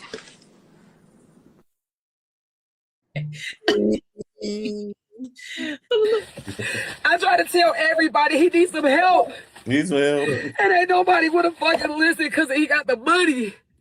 I kept saying whatever y'all don't understand. I live with him. He needs some help. Hold on, Courtney. Pause real quick. Yeah, dog. Yeah, it's like me. If somebody would have gave me that bag, right, and they were like, "Yo, you know, just go in there and do what you do. Just figure it out." I would have went. I would have paused, saw the little metal thing. You know what I'm saying? I'd be like, "What the hell is this?" No, she went in that bitch said, "See, like." I'm trying to tell y'all. She's doing it, man. She's definitely doing it. Bro, we try to have a conversation like, man, what the fuck is this shit? Like, hold up. What the fuck? Yeah, dog. Like, what is in here? Should I be scared? You know what I'm saying? I be saying shit. No, she in that bitch, bro. And then look, when I held it out like this, like I don't know if this shit gonna pop. I don't mean let me hold it out like this because I don't know what this bro. She done seen it in action, bro. So I'm telling you, she do it. Oh yeah. Hey, bro, she twisting that bit.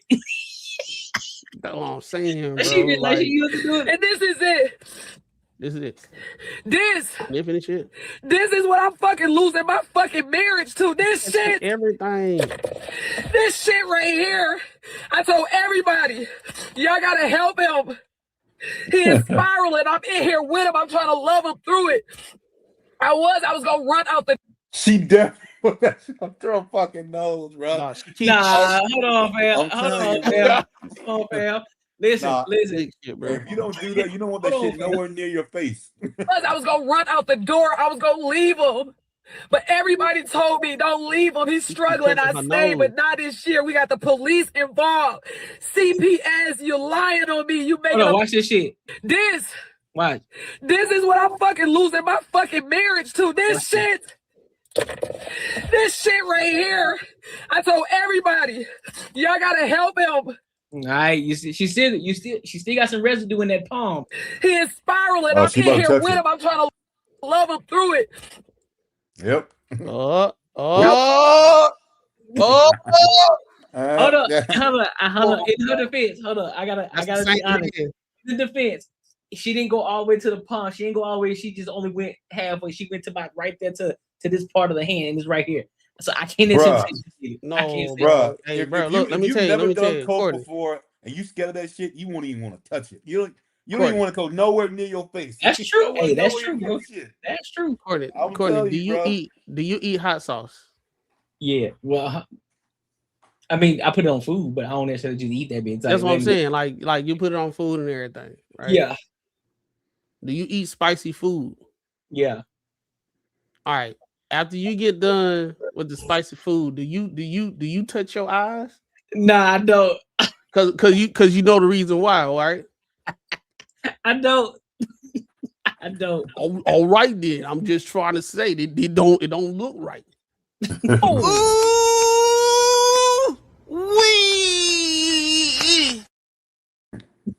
That's right, bro. Bull City, dog. That's what I'm saying. I had caught that first, bro. She tooted the hell out of that bitch. She said, I'm trying to tell y'all that my marriage on the line. That's why I know so red. What up, Raw? What's good with your late ass? If she would have been like, what's good with you, fam? Yeah, there ain't nothing to it. If she did that, then that'd been wild. Get to the look, we got matter of fact, we might have to replay this shit for Raw, bro, because he, you know. Wait, you haven't seen it, huh? I was listening while I was driving and shit, so he might be like, he might have a good perspective, dog. Do you think she got that residue right? You can see the residue on the face right there. See, that's what I'm saying, bro. That's what I'm saying.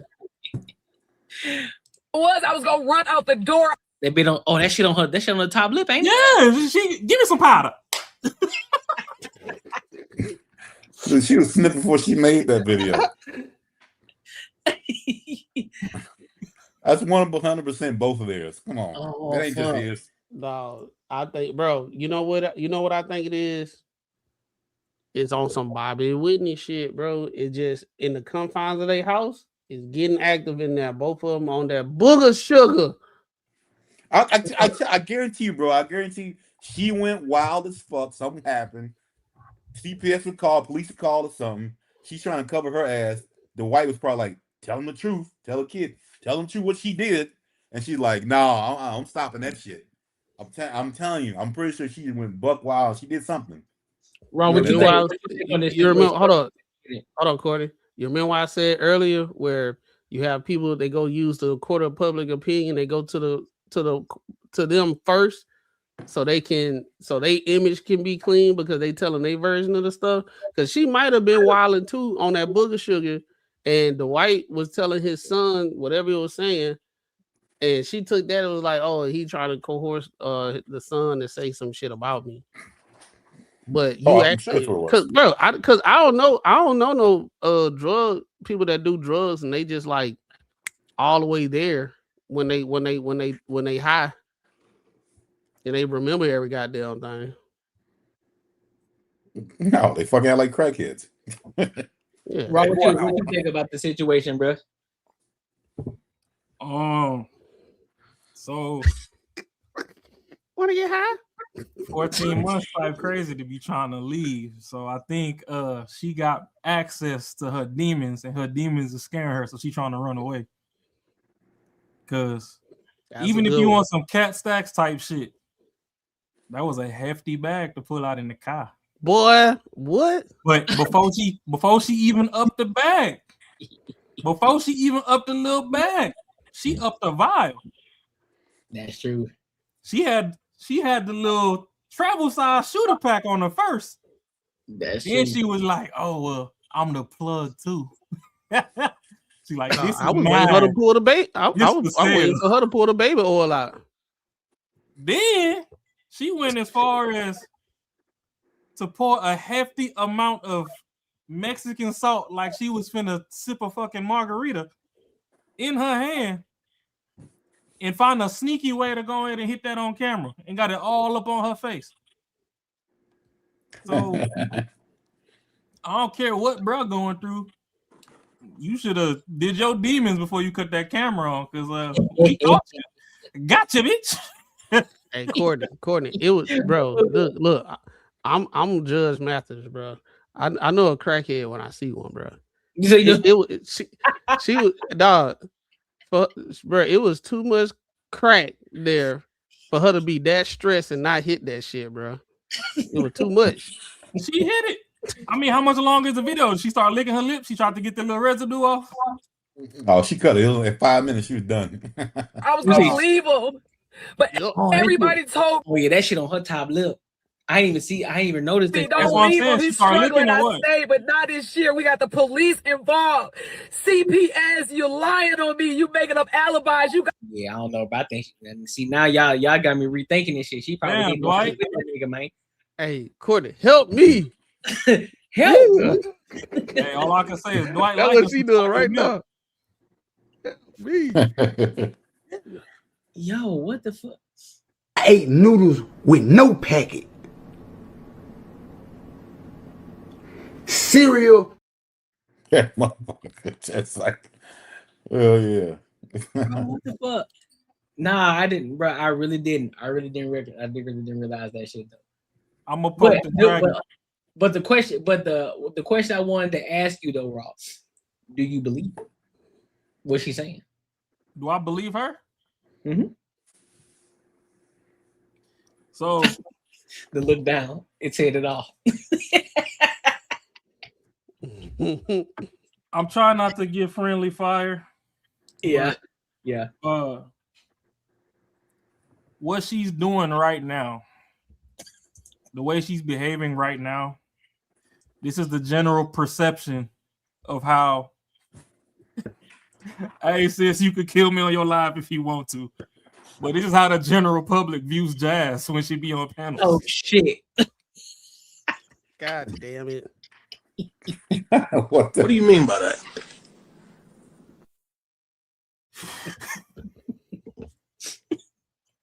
that? Hey, Jazz crazy ass gonna come after you. Hey man, shit, sis gonna know it's all love. It's all for the love of the game. We here for it. I'm a creator too. Go ahead and do your big one.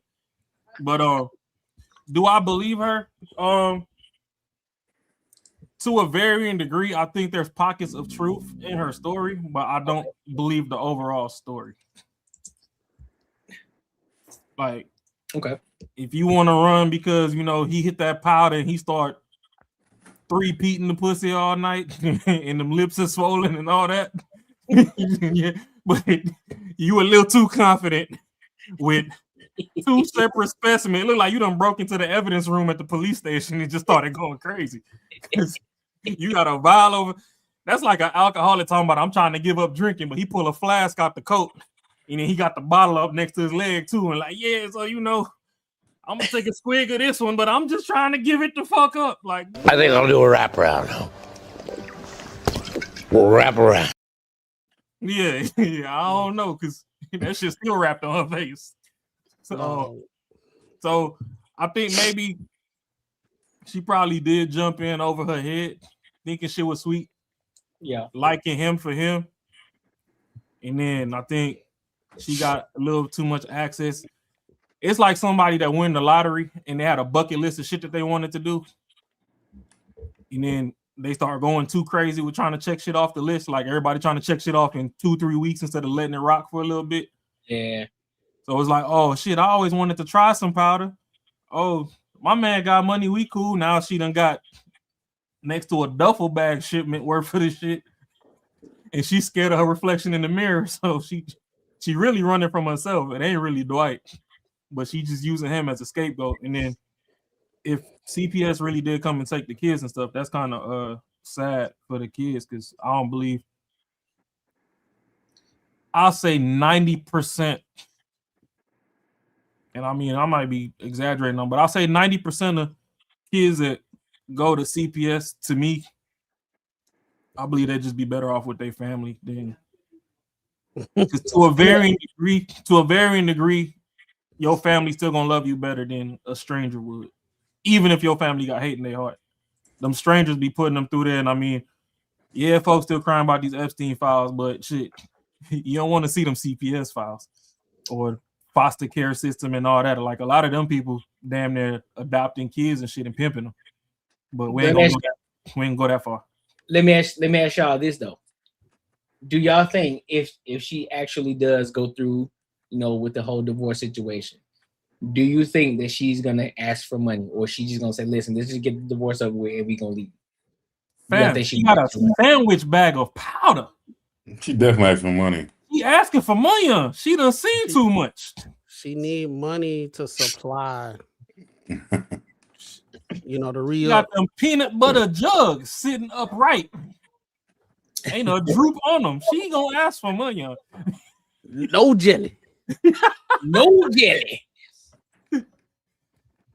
Murk. Oatmeal. No sugar. Nothing. Murk. Powder murk. That was a lot of powder. Yeah. So this is Cat Stacks. This is Cat Stacks level of exposing. Oh shit, but we ain't heard that name in so goddamn long. Cat Stacks. She was the original, bro. Shit. She was the original. She took Superhead Blueprint and just went ape shit. And now you got damn, what's that girl that was on Drewski shit? Fuck. What's that? Nah, I be watching Drewski Could Have Been Love. That should be hilarious. But he had fuck Christina Powell. She the one doing it now. Yeah. She done took who that is? Took over for Cat Stacks. Who that is? That little Mexican chick. Well, I don't know if she Mexican. I'm gonna just say Spanish. You talking about that chick talking about she a baddie and shit? The Spanish chick that got Lil Meech hemmed up. Fucking with Lil Meech, and she done been with a couple people. I know who you talking about now. Yeah. Are you talking about the chick who went on the podcast? She said about she'll fuck this whole place. So you like do that shit if you want to. See what happens. Is you talking about her? She probably did that too. She got tattoos and shit? Yeah, she got hella tattoos. She looked like a damn skinny chola. I think that was Adam 22 shit. I think that was No Jumper she did that shit on. Let me see. But yeah, Drewski be putting the show together, boy. I see you got Charleston White coming on that motherfucker, so I'm definitely finna tap into that motherfucker. Nah, bro, that whole thing, bro. I think the whole house on some crazy shit, and she was cool with it until it started getting out of control, bro. When CPS came, she was like, "Oh, I'm going to jail." Hell no. She going right now. We can visually weigh that bag and know that that's more than fucking any ounce of marijuana that's legal. That is so stupid that she put that shit online. That is a sandwich bag.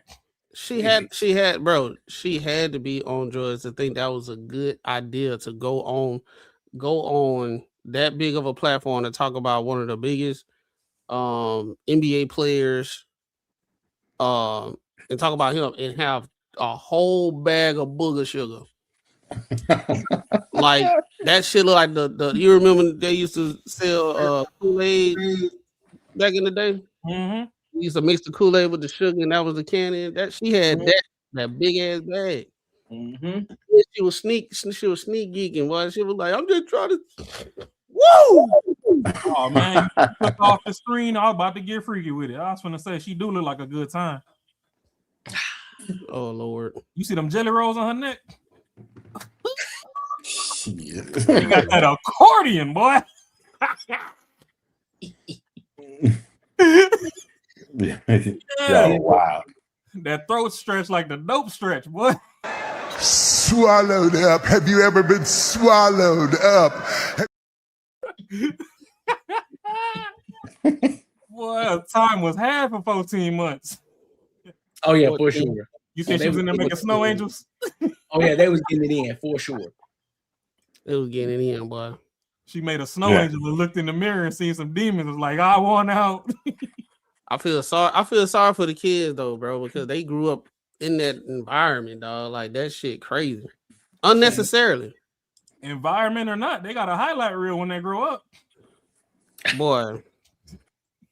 Yeah, my dad was on booger sugar, and he was dating this girl for 14. She got married to the chick 14 months.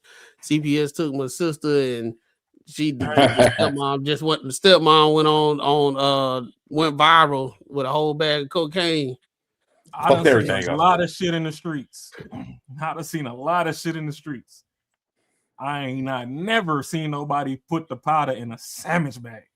In a sandwich bag. That's wild work, boy. She worked in Yogi Bear. She got a picnic basket. Would y'all think that was fake? Huh? I said, do y'all think it's fake? I think some of it is. I think some of it could be real. I'm talking about the drugs. Hell no! Did you not see her Rudolph ass red nose? Bro, hey, listen, it could be fake. I never been around drugs, bro. I never seen it. Like I said before, you got on here, I only saw the movies and documentaries. I've never been up close to drugs like that. The closest drug I've been up to is marijuana. The sandwich bag might be fake, but she had a vial, bro. Oh, yeah, that is true. You just ain't gonna buy that. She had a little Stanley flask, mini. Yeah. Yeah. No, and then she mixed whatever was in the flask, the Mexican salt, and put it in the bag, and whatever residue she had, I'm just trying to tell y'all. Yeah, it had it all on her face, so I don't know. If she would have just upped the bag, then I'd have been like, all right. Yeah, that would be something. Wild.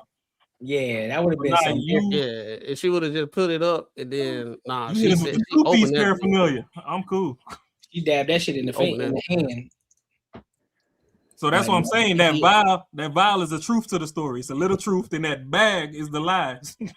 She put both of them on camera. Like, you know what I'm saying? Like, damn, bro. So yeah, but then again, she messing with a rich dude. She said she ain't want no money or nothing. So in this day and age, a shorty that don't want no money, you want access to something. That's like who was that? Young Miami that was over there with Diddy. Yeah. Like, I don't think you're trying to walk out of there with nothing, bro. Because I'm not gonna hold you. Yeah, your friends telling you, hey, you need to stay, of course, probably for their own reasons. Like, oh, you got a rich husband, you know what I'm saying? Now we get some access because we're attached to you. But if it really, and again, it's hard. I'm not gonna sit here and say that she's lying, but at the same time, I'm not gonna say that she's telling the truth. We're talking about Dwight Howard, a man with a lot of money, man with a lot of assets. You said that you wanted a divorce the first time, but yet you turn around and say that you want alimony. You wanted alimony in that same month. So, and you only been married less, and I think when that time happened, you was married less than 14 months at that time. How she gonna get alimony? That's what I'm saying. So you asking for alimony, and you ain't even been together that long. So my question is this: is it really for love, or has he done something so egregious to the point like, nah, G, if you got me doing all this shit, you gonna have to pay me something. It gotta be one of the two, bro. Because you're not just gonna sit here and tell me you only been married for a year and two, and all of a sudden, like, I bet I want to get divorced now, and I want alimony. Come on, dog. Hey, all I'm gonna say is marrying a dude named Dwight and hopping on camera with Dwight around your lips. It's some elementary school comedy. That's wild, bro. I'm just saying, it's type crazy. Yeah, that's true. She had that powder. Man. Yeah, she had that powder. Maybe she needed it to jumpstart her tear ducts or something. I don't know. Maybe the fire wasn't coming out the way she wanted. So you're like, let me go ahead and hit this sugar. I guess time would tell for the rest of it to come out. Man, yeah, she had that joint like foundation. That's crazy. Well, hey, make sure y'all like, comment, and subscribe for the algorithm. Make sure y'all hit the bell notification. You already know we talk about everything under the sun. As long as we get back to the money, real conversations and real solutions. All right, and also chat. Make sure y'all tap into the super chat goal. We are $96 away from the super chat goal, and we are $50 away from the Cash App goal. All right, so let's go ahead and move on to this next topic of tonight. Let's talk about Sherron Moore. You guys know the Michigan head coach, you know, who was, you know, alleged about to off himself with the butter knife. Yep. Had an affair with the, you know what I'm saying, with an assistant. Was paying her an egregious amount of money. On top of that, getting into it. And so there's a trial, and there's a trial that's going on. He agrees to lesser charges. And come to find out, some of the stuff was not real, and it was a lie. So we're gonna get into it. We're gonna listen to the actual hearing, the actual court case, and then we're gonna give our thoughts and opinions. This one here is a little bit longer, so you know we can pause in between. If y'all hear something that was said and y'all want to speak on it, we can do that in between. All right. So make sure you like, comment, and subscribe.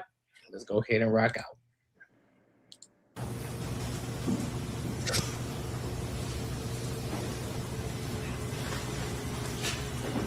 Oh, by the way, his wife showed up too. And there was also a point where they were holding hands. Who, that's the wife with the black eye? Yeah. Who that front row with the black eye? I think that's her. Ooh. I think that's her, yeah. You don't see things. All right. The 14A District Court for County of Washington, State of Michigan is now back in session. The Honorable Judge J. Cedric Simpson presiding. You may be seated. Hey, man, I ain't told us he was a judge.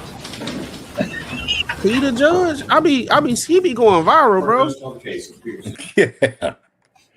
Yeah, that's the same judge. That's the same judge who caught that dude who wasn't supposed to be driving, and he was driving.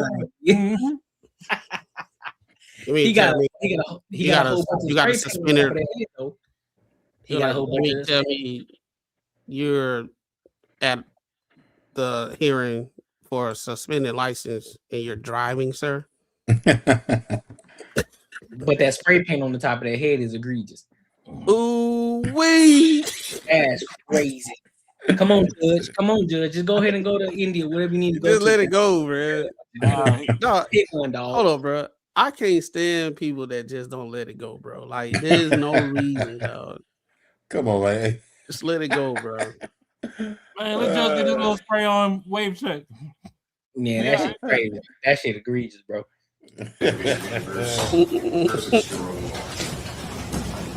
Good afternoon, Your Honor. Kate University for the people. Good afternoon, Your Honor. Ellen Michaels on behalf of Sherron Moore, who's present in court. Please state your name. Sherron Moore. Thank you. Christine K. Jackhouse on behalf of Sherron Moore. All right, thank you. All right. So date and time set for Frank's here, things have changed. And even before you go on, I just want to express the court's appreciation for the hard work of counsel going through. I know it may have been a delay for the people that were waiting to see something, but your efforts were greatly appreciated. Ms. Richards. Your Honor, thank you, and I appreciate the opportunity to address the court. First, allow me to apologize to the court and counsel. I was needed unexpectedly elsewhere in another county on a special prosecutor case this morning that went perhaps a little bit longer than expected. And then as life unfolds, I was rear-ended in a gas station parking lot. Everybody is fine, but I really appreciate everyone's patience. Damn, she got a fatty. She got hit from the bank. Judge, I appreciate the opportunity to address the court about what has transpired and where we have arrived. This case, as is true with many cases, Your Honor, is alive and sort of moving and breathing. Investigation has been ongoing. An exchange of information has also been ongoing. As a result of all of that, where we have arrived, based on what we now know, is that we feel the most appropriate charges to address the defendant's behavior on December 10th of 2025 are 2 additional counts, counts 4 and 5. We would be seeking to add a count of what we call malicious use of a telecommunications device in the context of a domestic relationship, and then an additional count of trespass. Those are, as Your Honor, y'all know what that means? No. Malicious use, like shit. If I want to call my hoes, I'm gonna call my hoes. It's my phone. So I don't know what she's talking about. Interesting. Where misdemeanor matters. Your Honor, we have arrived at that as indicated based on a thorough review of the additional evolved evidence and investigation, as well as after consultation with, pursuant to our allegation of the Crime Victim Rights Act, consultation with the victim, largely through her representatives in this matter. Your Honor, one comment I would like to make specifically about the additional. Hey, I got a jokey joke. Pause it real quick. Telecommunications device. Yeah. You ever watched the Adventures of Billy and Mandy? Nah, I ain't never seen that. Cartoon on Cartoon Network? Yeah, she look like the little Grim Reaper off that motherfucker. But yeah, all right. We say bullshit says it means, hold on, I'm pulling up. We said it means communicating threats on the phone. Ah, okay. Oh. Good to know. Communicating threats on the phone. Got you. All right. In the context of a domestic relationship, as this court is aware, but I would like to be clear for the record because of, I know, docket and calendaring purposes. Your Honor, we did not at the time of issuing initial charges in this matter, nor do we believe now after additional evidence has been presented to us, do not believe that there is sufficient evidence to prove a count of domestic violence in this matter, not historically and not what happened on December 10th. So, but somebody mute they mic. But basically what they just said that they didn't find no evidence in regards to domestic violence. So that was a lie in what old girl was saying. That was a lie. So we are obligated, as this court is well aware, legally and ethically and morally to not charge that which we do not think we can prove. What we do believe the evidence supports is criminal misbehavior in the context of an intimate partner relationship, and that is why that tag-on is on the malicious use charge. Your Honor, it is my understanding that pursuant to adding those counts, that there will be a plea as a result of that, but I leave that to counsel. You want to say something? Yes, thank you so much. I'd like the record to be clear that the negotiated disposition involves a dismissal of the 3 charges that had been charged. That was not mentioned in the recitation by the prosecutor's office. That is absolutely correct. The end result of where we land by adding on the counts is that my best understanding is that the defendant will enter a plea to those additional counts, and in exchange for that, we will absolutely dismiss the originally charged 3 counts. Thank you. And that would be an entering of a no contest plea to count 4 and count 5 with the dismissal of count 1, 2, and 3. Thank you. Hey, so the girl doesn't have to be in court? What's up? The girl doesn't have to be in court? I don't think she does. That's wild. Okay. Indicates that the defendant will just to the charge of malicious use of a telecommunications device with domestic relationship tag. That is a misdemeanor punishable by up to 6 months incarceration. He will also be pleading no contest to the charge of trespass, which is a 30-day misdemeanor. Upon a successful no contest plea to those charges, counts 1, 2, and 3 will be dismissed. That is the court's full understanding of the agreement. There is, however, one other thing that should be mentioned, and that is with reference to sentencing. The court is going to be given full. Hold on, hey, just one more second. Yeah, go ahead. I just he's off topic, but there's no way in hell he thinks that people believe that's his hair. It's like no way. It ain't no way, man. I mean, I know some people like you're kind of blinded if it's you, bro. There's no way he really thinks, man, I'm getting away with this shit. Some people think this is actually my hair. There's no fucking way, man. Crazy as hell, bro. God damn, bro. Review to sentence under a deferred program. That is the court's understanding. That is also correct, Your Honor. That is correct. All right, very good. Mr. Moore, counsel, you could approach the podium, please.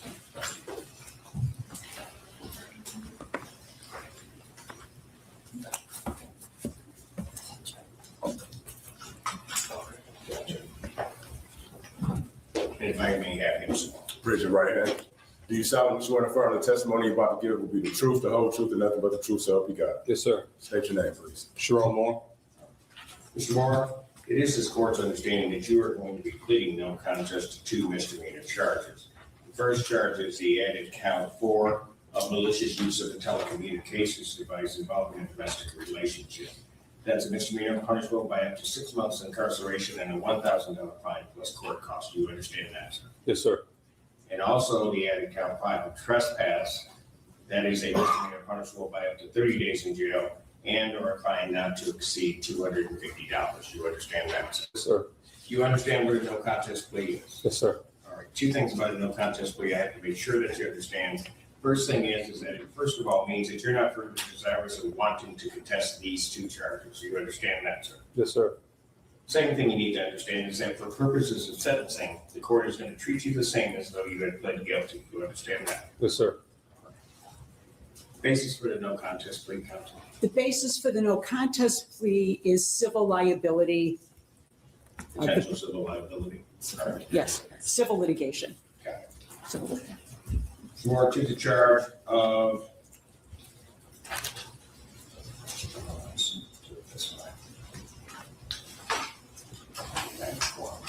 of malicious use of telecommunications device. How do you plead? No contest.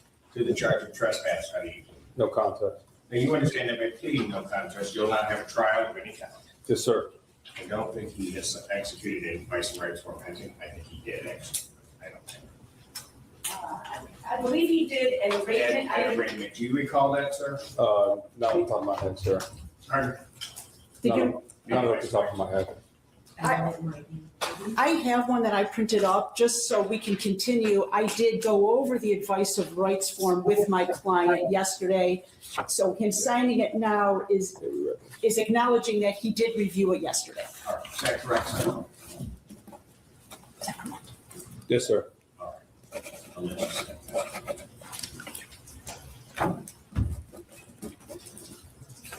Did you have any questions regarding any of the rights that are contained on that? No, sir. You understand that by pleading no contest, you're waiving or giving up the rights that are contained on that form. Yes, sir. Particularly the rights that are contained under paragraph 5. You'll see a copy on the podium, which are your trial rights. You understand that you're giving up that? Yes, sir. You understand you're giving up your right to appeal? Yes, sir. Are you on probation or parole? Has anybody promised you anything other than what's been stated here today on the record to get you to plead? No, sir. Has anybody threatened you or coerced you in any way? No, sir. You're doing this voluntarily Yes, sir. and of your own free will. Yes, sir. The court has been provided and has reviewed thoroughly Pittsfield Township Department of Public Safety report for their case number 25-25629. Counsel, any objection to the court having reviewed that report? No objection. No objection. Based upon a review of that report, the court does find that there's a sufficient factual basis in which the court could determine the defendant's guilt of these 2 offenses. Sir, I do have to advise you, between the time of my acceptance of your plea and the time of sentencing, if you commit any misconduct as defined in Michigan court rules, you would first of all not be entitled to withdraw your plea. You understand that? Yes, sir. And also, the court would not be bound by any sentence evaluation or recommendation. You understand that? Yes, sir. Is counsel aware of any promises, threats, or other inducements which have led to this plea? There are none, Your Honor. No, Your Honor. And has the court complied with the court rule? Would it be proper to accept this defendant? Court has. Yes, Your Honor. Court will accept the defendant's no contest plea to counts 4 and 5. Counts 1, 2, and 3 are hereby ordered dismissed. The pre-sentence investigation and report is ordered. Sentencing in this matter will be, April 13th work for, I have April 13th or April 20th at 11 a.m. April 13th works for the defense. Much better for the people. Well, hold on one second.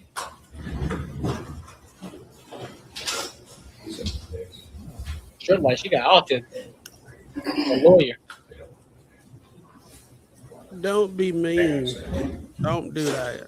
No, for real, like she look like it or something. I wouldn't even try to be funny. April 8th, will that work? I'm not available. I'll be in trial in Oakland County. And the sentencing will go smooth. April 22nd in the afternoon. That's good for the defense. Will that work for the people?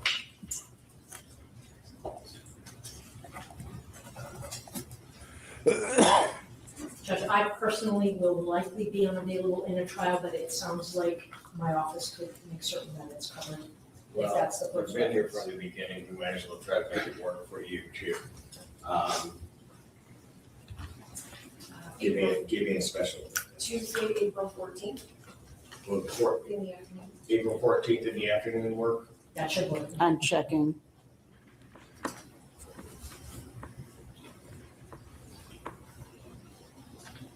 April 14th works for the defense. April 14th, 2026 at 2 p.m. 2 p.m. Before me. Anything else about it? Nothing for the people. Yes, as to bond, we are asking that the bond condition of a GPS tether be removed as a condition of bond for the following reasons. The tether was placed when it was the understanding that the charges my client was facing was a felony and a stalking charge. Now that those charges are dismissed and the narrative of my client being having a history of violence and stalking has now been proven to be false. It's our position that the tether is no longer necessary. There is still in effect a no contact order by my client to the complainant or by any third party to the complainant. He will absolutely abide by that no contact provision, and he has no intent to, by himself or anybody else, to contact the complainant. All right. Any response from you? Your Honor, I would say that I am comfortable leaving the matter of the tether in the sound discretion of the court. I will reiterate that our victim's most fervent desire is that the no contact, either direct or through third party order, remain in effect, and that is highest priority and therefore ours. All right. What I'm going to do, and that provision regarding the no contact either by the defendant or a third party does remain in effect. I'm going to, at this time, however, deny the request for the removal of the GPS tether until such time as the defendant has been interviewed by probation, and I will make a decision on that based on a recommendation from probation. All right. Thank you for that consideration. Thank you. Anything additional? No, Your Honor. Nothing from the people. Thank you. Fantastic. Again, thank you both for your hard work on this and for giving it time. Thank you. Thank you so much. All right, so first and foremost, I'm gonna go ahead and say this. He definitely fumbled a huge bag. He fumbled a lot of money. He left a lot of money on the table fucking around with these back pockets. You know what I'm saying? But let me ask y'all, do y'all think that he's gonna do any prison time? Based off of everything that we know now, do you think that he's gonna do any prison time, or will it be, just pretty much probation? I don't think he'll do any prison time. I think the damage is done though. But I don't think I don't think he'll do any prison time. I think it'll come out that he, that it was consensual, and it was nothing more than that.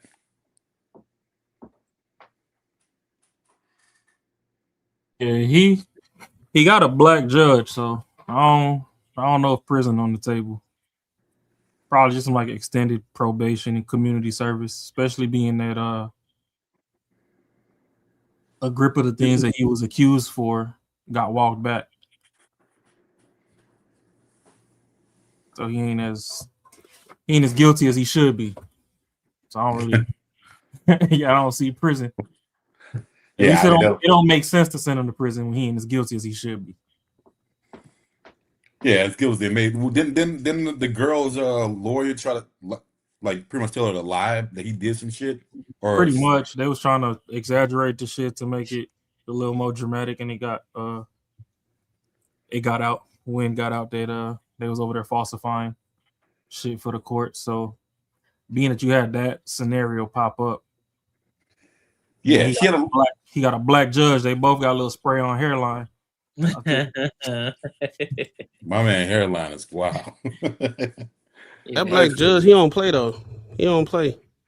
Nah, he definitely don't fuck around. He don't play, but at the same time, when a decent chunk of the case was falsified, well, you really gonna give a motherfucker jail for some shit that he didn't do? Hey, get this man some community service and some probation. Let's call it a day. Yeah. You think he's completely done with coaching though? Yeah, I think he's done for now. Yeah, not really. Not what he was. Might he might do some junior colleges or something like that. Yeah, he's definitely gonna be nowhere close to what he was. What's the JUCO? Yeah, he might do some JUCO or something like that. But get him at HBCU. Yeah, HBCU. He might not want to do that either. Nah, they even HBCU won't hire him because he was fucking around with a white girl, so that's not gonna happen. Like, nah, we don't. Why not? Fuck around. Half them niggas graduate from HBCUs and go get a white bitch. Oh, but yeah, he's talking about from the campus standpoint, bro. Yeah, it's probably only people can probably get him in. Be most people are gonna be women on the board, and they're gonna be like, hell no, we don't want this womanizing ass up here. Like HBCUs. Why not? He got money. I'm trying to tell you, bro.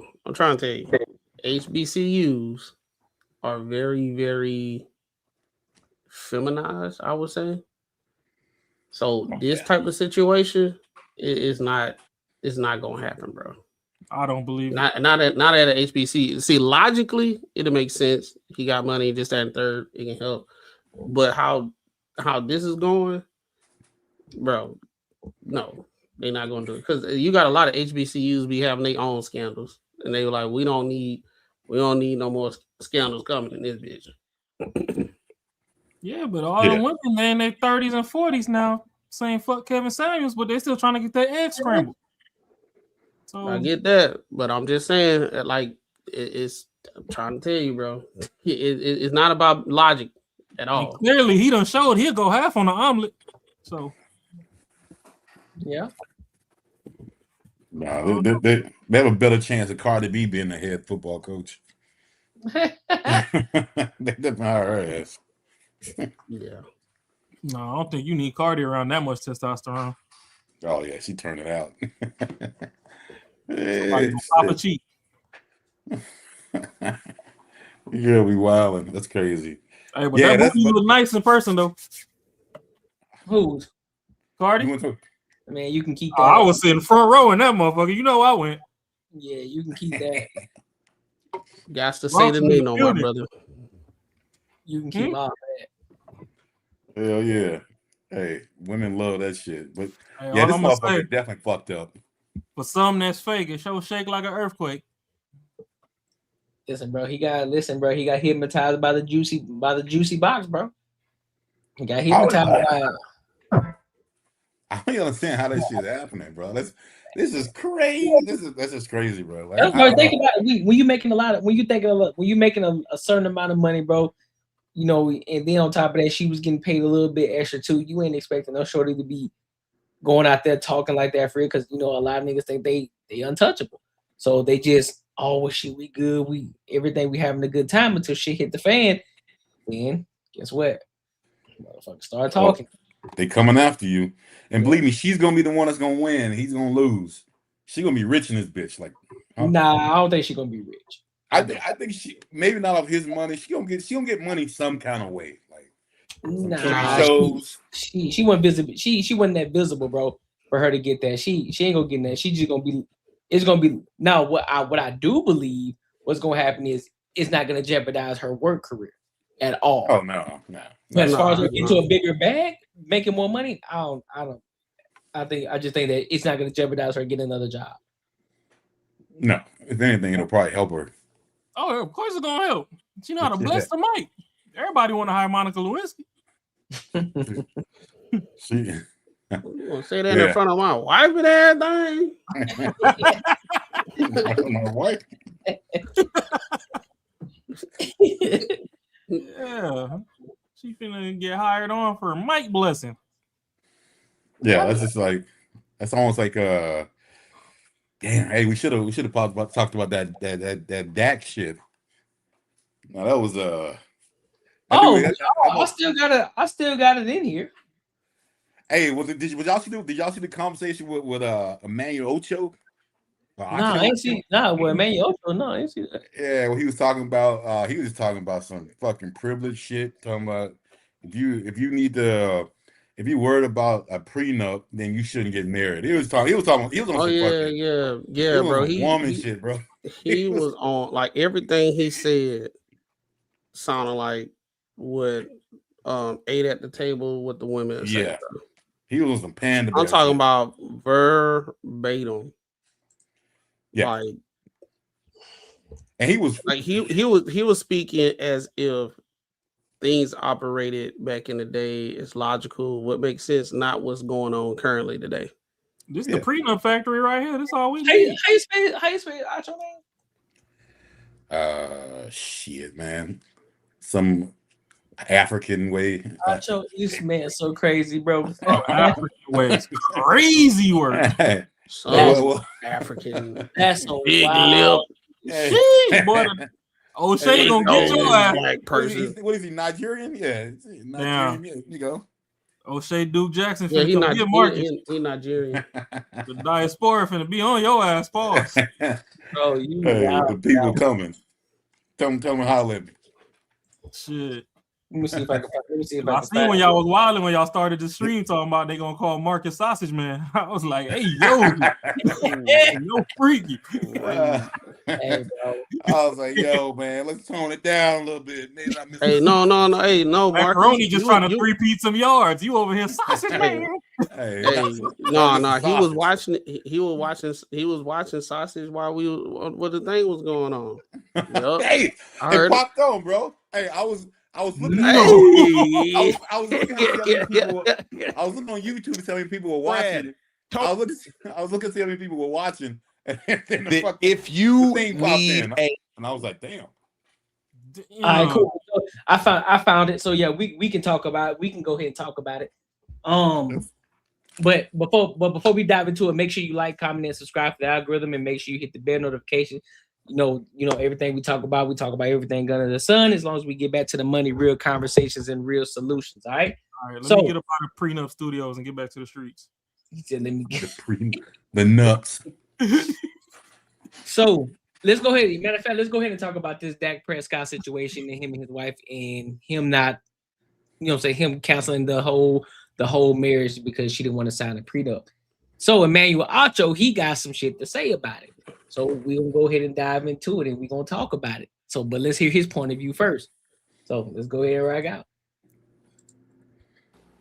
I'm anti-prenup. I believe that if you need a contingency plan for marriage, you shouldn't be marrying them. Oh my God. If you need to protect yourself from your future partner who you have to lay in bed with every night, the potential mother or father of your children, you shouldn't be marrying them. A prenup to me is like a seatbelt on an airplane. If you need that seatbelt on an airplane, you got way bigger issues than the seatbelt. Airplane going down. So I got money. Pause it. I'm sorry actually, to do this, Courtney. They have seatbelts on airplanes. You have to buckle up. That's my point. They got seatbelt signs that say buckle up when turbulence happens. Shit might happen. Unplanned shit might happen. That's why you got a seatbelt. You got seatbelts on when you take off, and you got to keep them on for a certain amount of time. And when there's too much turbulence, they tell you to put the fucking seatbelts on. And when you about to land, you put the seatbelts on. What the fuck is he talking about? That was a terrible analogy. It actually was a good one because shit, you do need seatbelts just in case some shit do happen. Yeah. It hurt his case. It hurt his argument. That's what it did. It was a good one. It was a good bad one. Yeah. It was really good, but you used it wrong because it did not help your argument at all. No, bro, this the dumb dude stance when he be talking some shit and think he cooking. They always raise their shoulder up and look at everybody like, I'm telling you, you feel me? Hey, one of y'all gonna bite, man. If you gotta get a prenup, it's like an airplane, and you see what I'm saying, and you got the seatbelts. That plane going down, bro. This is the thing, though. Courtney, he is planes go down when they land, bro. Bro, he is so articulate with his words. He's so articulate with his words. You probably eat this shit up. Like a lot of times, people just some people just eat this shit up because he's so goddamn articulate. So it's like he know what he's talking about. Even you know what he's thinking about. Like, two snaps in a circle. Yeah, shit. They start doing this shit right here. Yeah. Prenup. I understand the thought process behind it, but if you're entering into like a covenant with an individual who quite literally controls your life, you will be asleep next to them every single night. They control whether you live or you die. If you're in the hospital on life support, they dictate if the doctor pulls the plug or does not. And you want a prenup? Yo, I'm just anti. This is and I don't know what it is, but lately we just been disagreeing. Are you kidding me? Yeah. I stand with Dak and the number 4 Cowboy shirts right here. What? Okay. Wow. Do you got a car? Of course. Do you drive? Of course. Do you drive every day? Of course. Okay, bet. Do you look to get in a car accident? Never. Oh wait, do you have car? You have insurance? Of course. Insurance. He wants to get married. He's not looking to get a divorce. But in the event that it might happen, I've got security. Same way when people got a car insurance. You got a car, you drive every day, you see it every time. But even if I get in a car accident, I'm protected. All I'm saying is this, man. Like to make all that type of money, right? And you see times where people get divorced and they talk about the person gets half. I look at the Tiger Woods situation. Tiger Woods, I mean, he was wrong for everything he did. But you gonna give him half though? Half? Look, Hold on. I got a rebuttal. Because here's the difference. For the car. When you buy you a whip, you already know a car accident is potentially inevitable because there are hundreds of thousands, if not millions, of drivers on the road. I've never got a car accident. Hundreds of thousands, if not I've millions. been driving since I've been 16 years old. Shady, what I'm trying to tell you is, if you are relating a marriage to a car accident, the marriage is between two individuals. He's still fucking it. And now he's still good, but he's fucking it up. Man, I don't know if it's between two individuals. Two car accidents can be between two individuals. Yeah. Bro, I'm gonna keep playing. I ain't gonna talk yet. Of which you play 50%. A car accident, you do not play 50%. You could literally get T-boned sitting at a stoplight. You could get fender benders sitting at a stoplight. So to me, 2-5. Nah, you wrong, dog. I'm not suggesting that an accident cannot Your comeback occur. was weak. I thought you have a good one. That wasn't a good one. I'm not saying an accident can't occur. I'm just saying, Shady, if you get married and you have to put a contract in play, then why are you getting married? That's what I'm trying to ask mean? you. It's all about protection, though, Acho. You need protection from a person you just vowed your life to? Yo, this is what I don't like that you're doing. Uh-oh. What am I doing? If you look at, there's a lot of people that get married, love each other, and they get divorced. It happens all the time. Mm-hmm. So if you know that, right, in the event that it does happen, why not protect yourself? There's nothing wrong with that. And another thing about prenups that people don't understand, it protects me, but it also protects you. I'll protect you. Her, I'm saying. Yeah, of course. I don't know what her assets are, what she got. I don't know what money she got in her account. But whatever she got over there is protected. And the same thing with him. Yeah, this is crazy though, dog. That's wild. Can another unmarried jump in here? Get in here. Okay, so now we can have a conversation about this situation, bro. Emmanuel Acho, sir, I need him. For somebody who was an NFL player, making good money. You know, he had a couple podcasts where he was doing, you know, having sit downs where interracial couples talking about, you know, I think he's a pro-black guy. Also, he was also involved in the scandal with Joy Taylor and all, you know, because he was busting that down too. Apparently, allegedly, he was busting that. He was one of the ones that was busting that down too. For him to come out here and say some shit like that is beyond me. Is beyond me, dog, because he, out of all people, should know. He should already know this. Like, listen, when you're somebody who worked your ass off to become the person that you are, you make a lot of money, especially somebody like a Dak Prescott, who makes a ton of money. You know, people got their thought process. People have their thoughts about him as far as in the quarterback position, but he makes a lot of money with the Dallas Cowboys.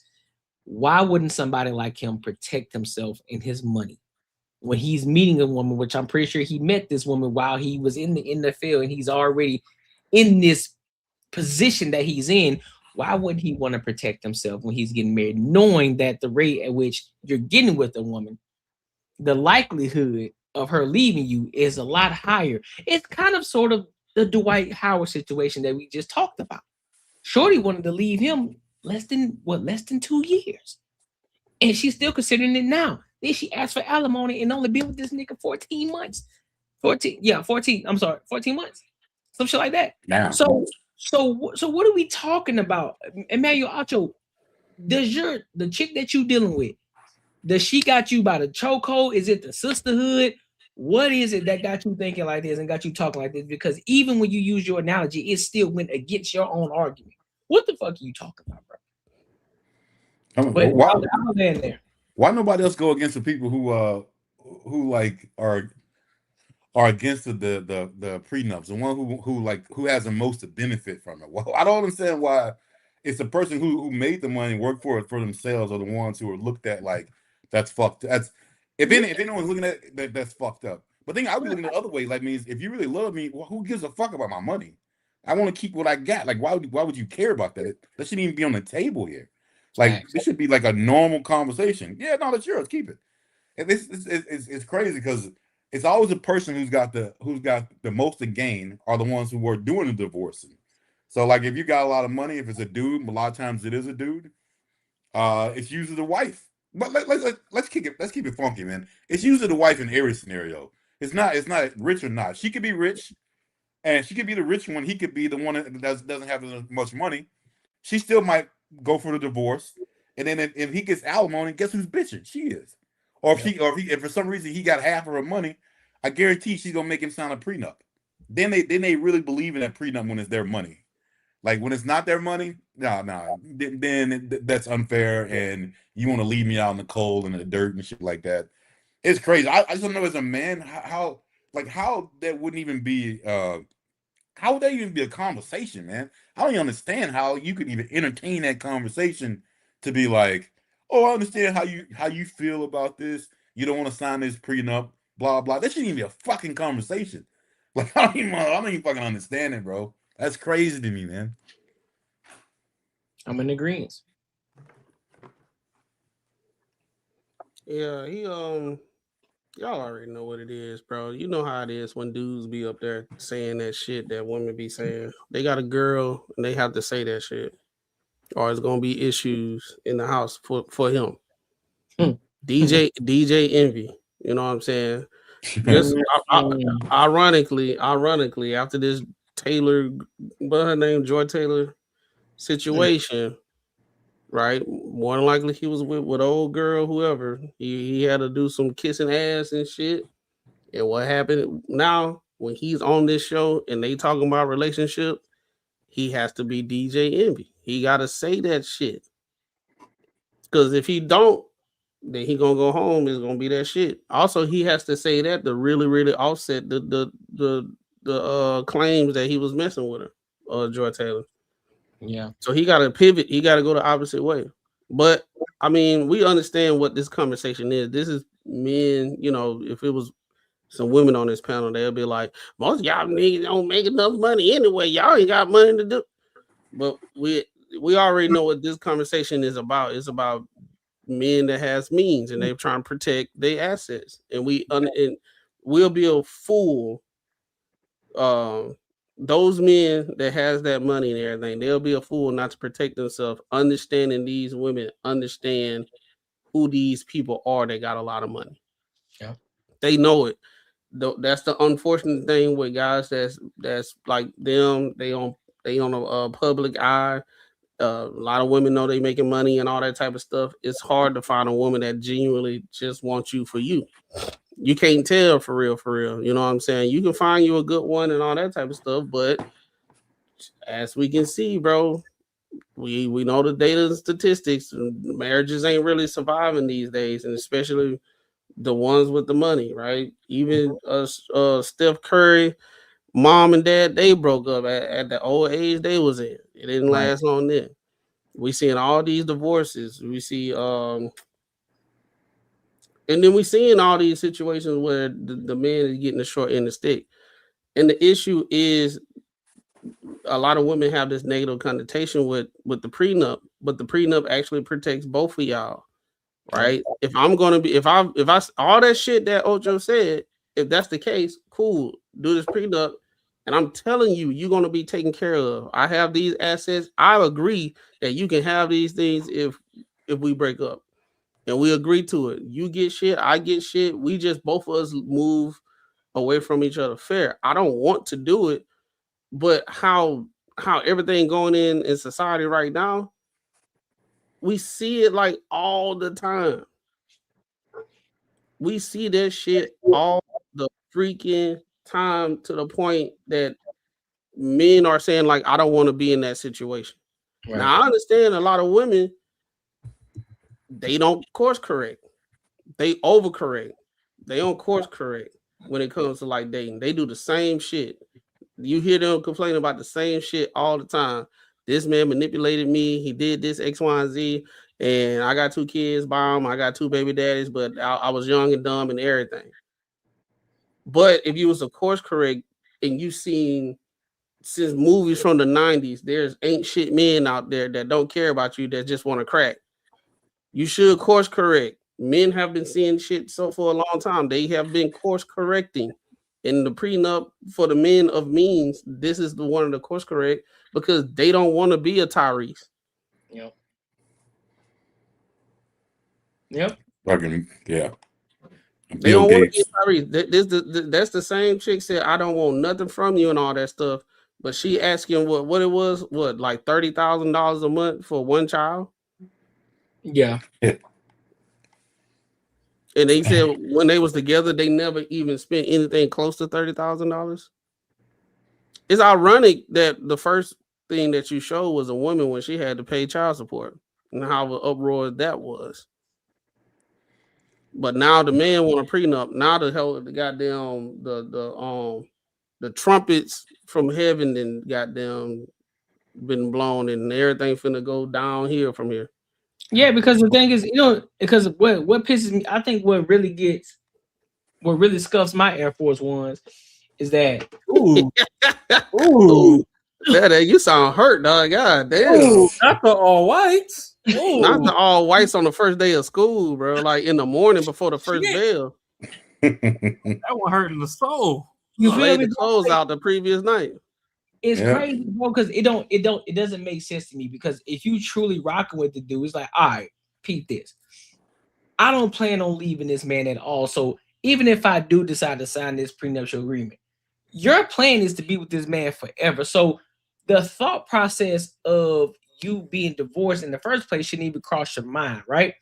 So if you are a woman, and this is why I always have this conversation, I always talk about men, it's always men got to understand the women. Men always got to understand the women, but then women don't never try to understand the man. Now, there are some people who say, well, she's supposed to. Nah, nigga, she's supposed to too. Because that's how she's supposed to add value to him, right? This is how she's supposed to understand this man too, how he operates. And if she knows that this man is a man of means, this man just came across a $240 million contract. $240 million. Most people can't even fathom that.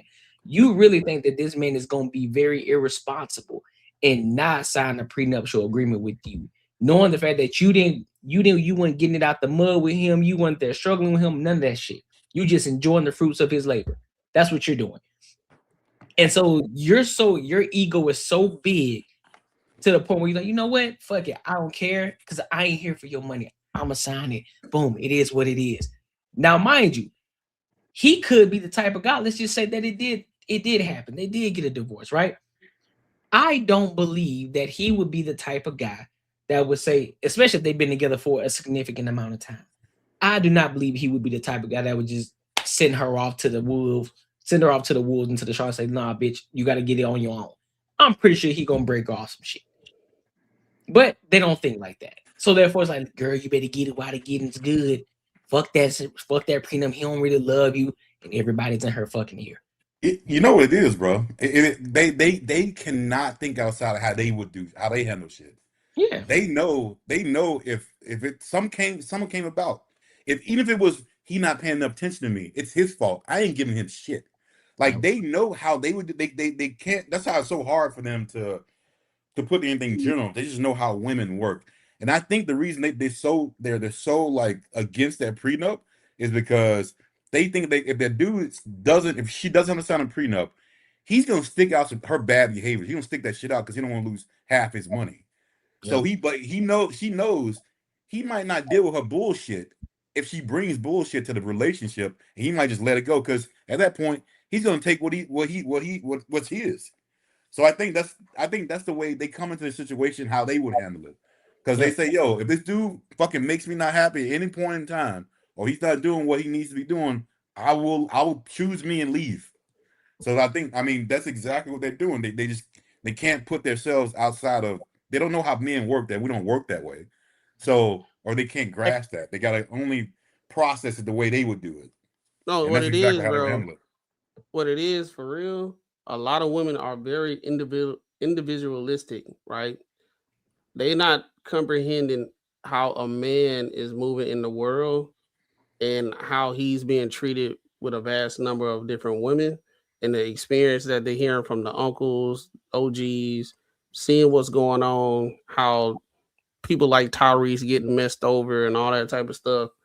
They're not looking at that. The only thing they're looking at is that woman won and she deserved that money. So I deserve the money.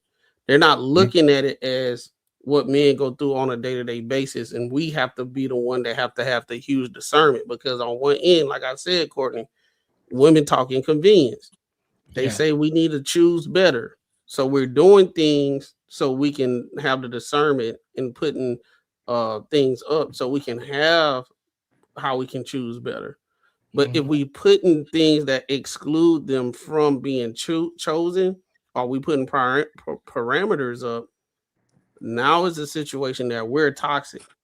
You're the same woman that said that we need to choose better. Okay, I'm going through, I'm not trying to be like a Shannon Sharp, right?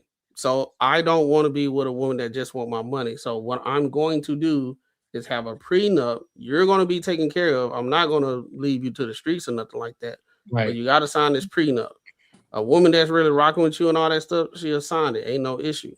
Because long as we looking at the paperwork, both are, we looking at the lawyer is giving us the technical verbiage of the contract and what I'm getting. If it doesn't happen, okay, I'm cool with that. Let's proceed. You know what I'm saying? We ain't got nothing to worry about.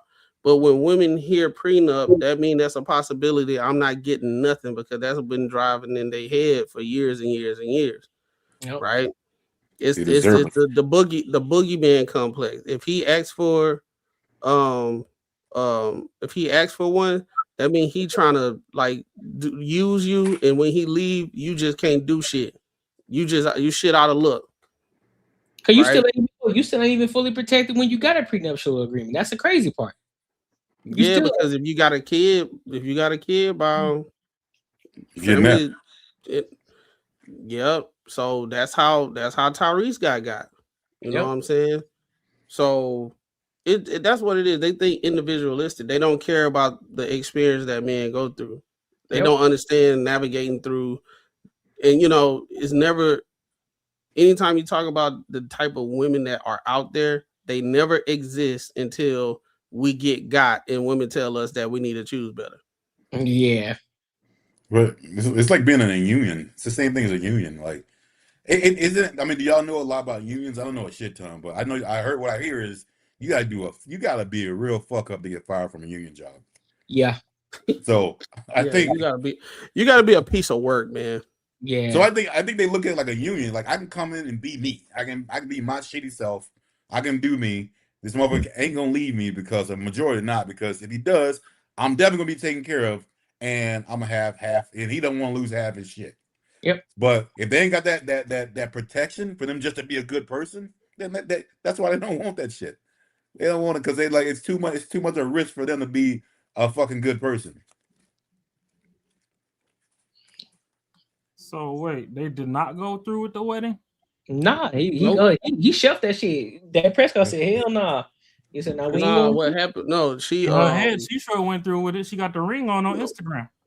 No, she broke up with him after they was in the Yeah, they was when he kept telling her, because they were supposed to get married like in a couple months or something like that. So they went to a hotel in Italy or something like that, and then that's when it broke out in the hotel. And he was trying to get her to sign it.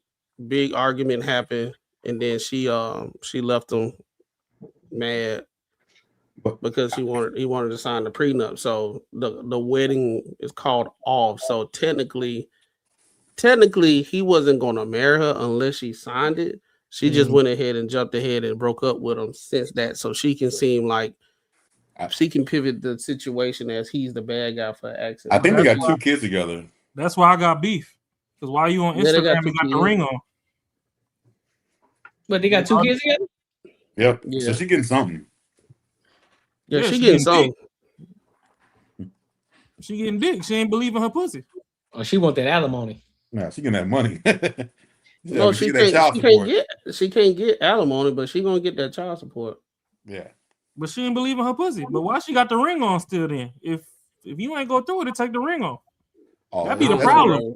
Women don't like get what's his name? Like a stack, not stack house, but fuck, what's his name? Gilbert Arena shit. But this be the problem with women. They don't get married to actually be involved in a relationship. Yep. They get married to have a fucking free vacation and pictures to brag to all the other bitches that they made it out the game. And they don't even plan on staying out the game. They just want to say that they made it. Oh, okay. I done knocked that off the bucket list. I done did that once. All right, back to the free market. I miss getting ran through. Because ain't no way. Like, if the shit got called off, why you put the ring on? Yep. Because this shit 5 days ago on her page. Ass cheeks all out, makeup everywhere. All sorts of titties and shit with the bridal party. Like, take that damn ring off. So, all that's tell me is you don't believe in the coochie hole. You done had 2 kids and a prenup is where you draw the line? Or maybe they hashed that shit out. I don't know. But the thing is, a lot of women, they have the like I said, the boogeyman complex, where these stories that they didn't heard of men just up and leaving them, and they just by themselves and they ain't got nothing no more.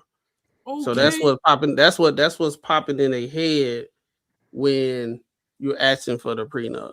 You just want to leave me and this, that, and the third, and blah blah blah and all that stuff. It's not about that. And if I want to leave you, so what? Your mama was a hoe. We just ain't tell you because we ain't had the internet.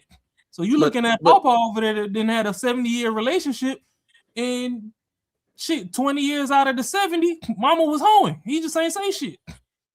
And the crazy thing about it is only 30% of men are filing for the divorce. The women are the one that's leaving. So they're scared of something that they actually initiate.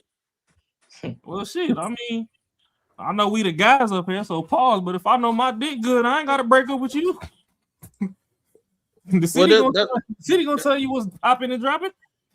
I think that's the big situation currently in society right now. Like social media got so much power now that we have revisionist history. People are creating their own history and saying this is true in a general sense, and it's not. Yeah. based off history, like real deal history, right? So it's like if we're looking at real deal history, like men have not been just in a general sense, in a major way, just leaving women to their demise after I'm done with you. That type of stuff that's they be saying. The women are the ones that leaving. No matter what they say, well, what's the reason why they leaving? Y'all be cheating. So you gonna break up with me and get with another dude that you don't. Look at Cardi B right now. Yeah. Diabolical, right?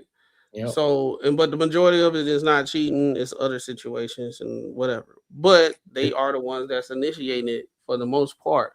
So who is actually getting the work done to them?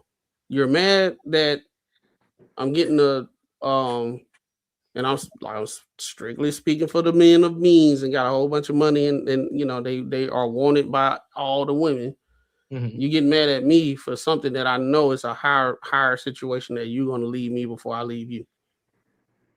Yeah. So that's something that you got to really think about. I understand there's a very, very high percentage that you will leave me before I leave you, and you're mad at me that if we do get a prenup, you can't get my money. Yep. But if you was to flip this situation, they love that movie with Janet Jackson when he wanted half of her book publishing that was millions of dollars and shit. Now women wake up and understand. Oh, why did I get married? They understand. Why did I get now married? They understand. Well, Mary J. Blige going through what now they understand. When Wendy Williams going through, now they understand. Now why the man get it? She worked hard for what he ain't do nothing for. Oh, now they understand. Mm-hmm. You understand? 100%. So the convenience court, like I'm right when it comes to this. It's convenience depending on the conversation where they can be the victor or victim. I mean, shit, I'm no better than them because I still got a baby for Halle Berry. Man, you crazy. You say you would still have a baby with Halle Berry? Hey, she can come be a deadbeat over here, baby. Pay this child support. I'm shooting for Oprah. You send that Oprah money. Well, I don't want that damn cobweb coochie. Get that the fuck out of here. Oh no, I'll be doing my own thing. I just have my own. She'll pay for no. my shit. Hey. This man said, "Oh, you lying to me? You lying?" Oprah works billions, man. Y'all crazy. You trying to slide in her little mayonnaise. Boy, y'all crazy. Man, I still have a side chick. Oprah that coochie probably got super glue in there. You're gonna get one stroke and get stuck.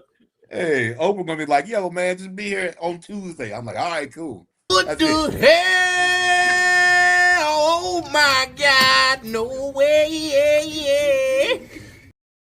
Oh, you motherfuckers know y'all be right there. The hell no. I'm straight, bro. Hey, Marcus. Marcus, I do not judge you. People account.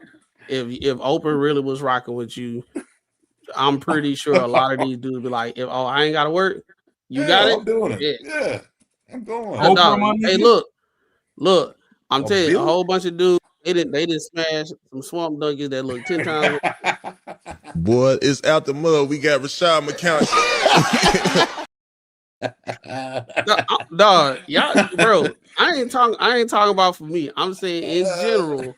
I done seen some baby mamas that's diabolical. What was you drinking? And they stuck with them. Yeah, Oprah, my dude. Hey, Oprah can get it. Like I man. said, I didn't So see you gonna line up threesome? You gonna crack Whoopi Goldberg too? You hear what you're saying out loud, brother? I ain't talking about me. I'm talking about I didn't see dudes, baby mamas. I didn't seen them compared to Oprah. Hold up. Compared to Oprah and the money she got, bro. But you gotta understand, some niggas' first baby mama, you just gotta charge that to the game. They was in duress. Nah, hell shit. You in duress with Oprah too, but she got way more money. That's a cost. That's a higher. Yeah, Fuck that. I ain't charging Hey, none when of I, that shit again. hey, when I roll in my Bentley, I'll see what y'all say then. I'm gonna be like, nigga, That boy Marcus said he gonna be just. Yeah, Marcus said he gonna be just like Dave Chappelle when he had that episode when he was with. You can roll in the Bentley, and when that check engine light come on, hit me up, and then I'll get some of the Oprah money out your pocket. Hell yeah! But the dive in her crack, I'll pay you for it. It'll be all good. No. Nah, you just fuck You that. can have all the unlimited Tuesday wings you want on Oprah tab because I ain't going. Hell yeah. She might pull a Dak Prescott on your ass and not give you shit. You thought you gonna get Hey, no, I'm gonna do it right though. Now you got an Oprah baby. No, I'm gonna do it right. No money from it. I'm gonna do it right. I'm like, yeah. Hey, that's it. Whatever you need. Oprah, give my debit card. Give my debit card. Whoopi Goldberg, you can keep all them gargoyles. Yeah, you can get that shit over there, boy. Yeah. Hey, I just said Oprah, man. I didn't say Whoopi. I don't think Whoopi like. Close enough. I don't think Whoopi like dudes anyways. Whoop, dog, y'all are y'all serious? Y'all saying Whoopi Goldberg looks just as attractive as Oprah? Ain't no way. Close enough. Who you Hell think? no. Hold on. Listen, hold Y'all on. crazy, man. Y'all crazy. Cordy, pull up Oprah and pull up Oprah and pull up Oprah now and Whoopi Goldberg now. She been on Ozempic for a minute, so pull her up. Y'all not gonna see. And they was in the same movie in Color Purple. I don't give a fuck if it was color orange. Hey. Not going. Yeah. They look way different. Now, we're not having a conversation saying who bad. We saying who look better. Not man, listen, bro. Y'all ain't not. Oh, come on. That's way different. It ain't that far off. Nah. Bro. Take the weave, man. You get take that weave out of Oprah hair, take that makeup off. No. We ain't doing that. That's what she got on. She got her weave and she got her makeup on. Because Whoopi don't have no makeup on. She all old lady. I just say Whoopi don't got no eyebrows either. Hey, this ain't for no eyebrows. This ain't for love, my man. Take that weave off. Take that weave off of Oprah and take that makeup off. They ain't taking Oprah's weave off. We ain't taking the makeup off of her. You got to. She gonna sleep in the makeup. Yeah, when I see her. So you think this $1 billion woman gonna listen to you? Probably not, but exactly. That's my point. That's my point exactly. Hey, she can do her, man. She can do her. It's all good. Man, hell no. Hell no. Hey. I'm telling you, all y'all motherfuckers saying no. I guarantee you're gonna be like, you know what? I think about it. No, I'm not thinking about nothing. No, it's a no. Think about what? It's a no. Hey, she give my little allowance, bro. She give my $100,000, my $200,000 a month, bro. I'm good, man. I broke up with Coyle Ray for fucking with Trippie Redd. I damn sure ain't going for no Oprah. Hey, I'm telling you, Oprah, she old. She didn't want that much out of me. That's it. We're good. You said that out loud. You look like a cross between Martha Stewart and Oprah. I'm gonna call you Mopra. So you gonna get Queen Latifah too? Well, like some Tracy Morgan shit, huh? Nah, that shit crazy. Fucking Gail. That nigga, Mark, you wild for that one, boy. Hey, bro, I'm just saying what y'all want to say, man. That's it. Oh, I don't want to say it. That's the thing. I don't want to say it. That ain't what I'm saying. Hey, I'm the voice for the people, man. It's a lot of rich aunties in Hollywood. I ain't going for nah. Nah, fam. Nah, that's a no for me. Just not me. I need somebody to bless the mic properly. Respectfully, that's a no for me. Oh shit. What Courtney said, got to say the name on my brother. But I'm talking about that's a hard no. Pause. Oh, that's funny. Yo, that's crazy. Shit, you ain't even got to pause that one. We gonna let that one fucking just go to the atmosphere. That one on the house. He said that one on the house. That one on the house. That is a big no. Just let it ride. Oh, yeah. Fuck that. But hey, listen, man. This is what you get on Banter Barter Show, bro. This is what you Out get. the mud. Talk about everything under the sun. We get back to the money and real conversations with real solutions. And damn, so for the check, you ain't gotta like the bitch. See, Marcus, he was talking about money. Y'all was talking about looks. You said we need we go. Everything is about the money. Marcus is about the money. I'm about the money, dog. I still gotta look at this kid in the face in the morning, so I gotta. She ain't gonna. Hey, Oprah don't want me like that. Hey, if there was an option, believe me, I'm gonna be the side dude. And I'm okay with that. She break me off some money. I'm cool with it. It's all about money, dog. This is it. Yeah, that's if she break you off some money. That's what I'm saying. I don't know what Drewski done told Buffalo Wild Wings to put in the wings that they sent to Marcus' house. Hey, but we open one right around the corner. There's some cognac in it. Get the cognac wings. Fam, I'm right. Sorry. The same way Mac talk about swamp donkeys, I probably done hit 1 or 2 or 3. And I can tell you one thing for sure. The ugly ones don't get nutted in. The ones I don't like don't get nutted in. So the fact that you can turn all that shit off just for a check, that's wild work. Hey, bro. Hey, I at least like you. I ain't. Hey. I'm good, man. Like I said, like you, I've done some work in my day with some swamp. I'll leave stains all over them Egyptian cottons, but I did that shit for free.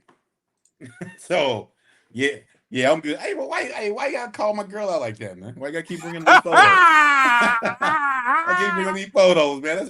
That's AI, dog. That's AI shit right there. Oh, now you Corey Hope. Now it's AI. Now it's AI, huh? That's some AI shit right there, man. Hold on, zoom in. Now you Corey Holcomb, bro. Oh, look at that. Man, I might be right, dog. Y'all might be on the right, bro. That's her. That might be right, dog. Hey, that left one, that's all AI. That's all AI, man. Boy, y'all stupid. Boy, it's out the mud. That's where you at. That's where you at with it. Hey, I'm telling you, I get my allowance, dog. I'm good. That's where you at with it. Let me get my and allowance. it ain't no guarantee. Hey. Ain't no guarantee you gonna get the money either. Oh no, it's gonna be a guarantee. It's gonna be a guarantee. I'm getting an allowance. Bro, what is it that you gonna do to this woman, this $1 billion woman, if you don't get your money? Whatever she whatever it is she like. Whatever she like. Courtney, at this point, he gonna go knock down Queen Squidbilly for the check. He said Squidbilly. Wendy Williams. You ain't just gotta have money. You gotta have Oprah money. You know Wendy Williams. She looked like the grandma of Squidbillies. Yeah, no, I know the Squidbilly. Hello there. You can come over here and go. All top body with them toothpick ass legs. No, I'll be more like no. Well, what's the one from South Park? The chick that drive that bus. God stopped at her nipples and the rest still loaded. The bird lady. There you go, Marcus. Look, there you go, Marcus. This one for you right there, boy. Oh, hey. That's an all natural. Hey, shout out to Freezy. This one here for the thugs. Hey, there you go. Look at her being goofy. There you go. Y'all just tearing black women down. I can't believe y'all just up here comparing pictures and breaking black women down. Y'all are so wrong. Look, she trying to get one of Marcus's wings. Look at what she biting that lip. Ah, shit, bro. There you go. Hey. That boy said,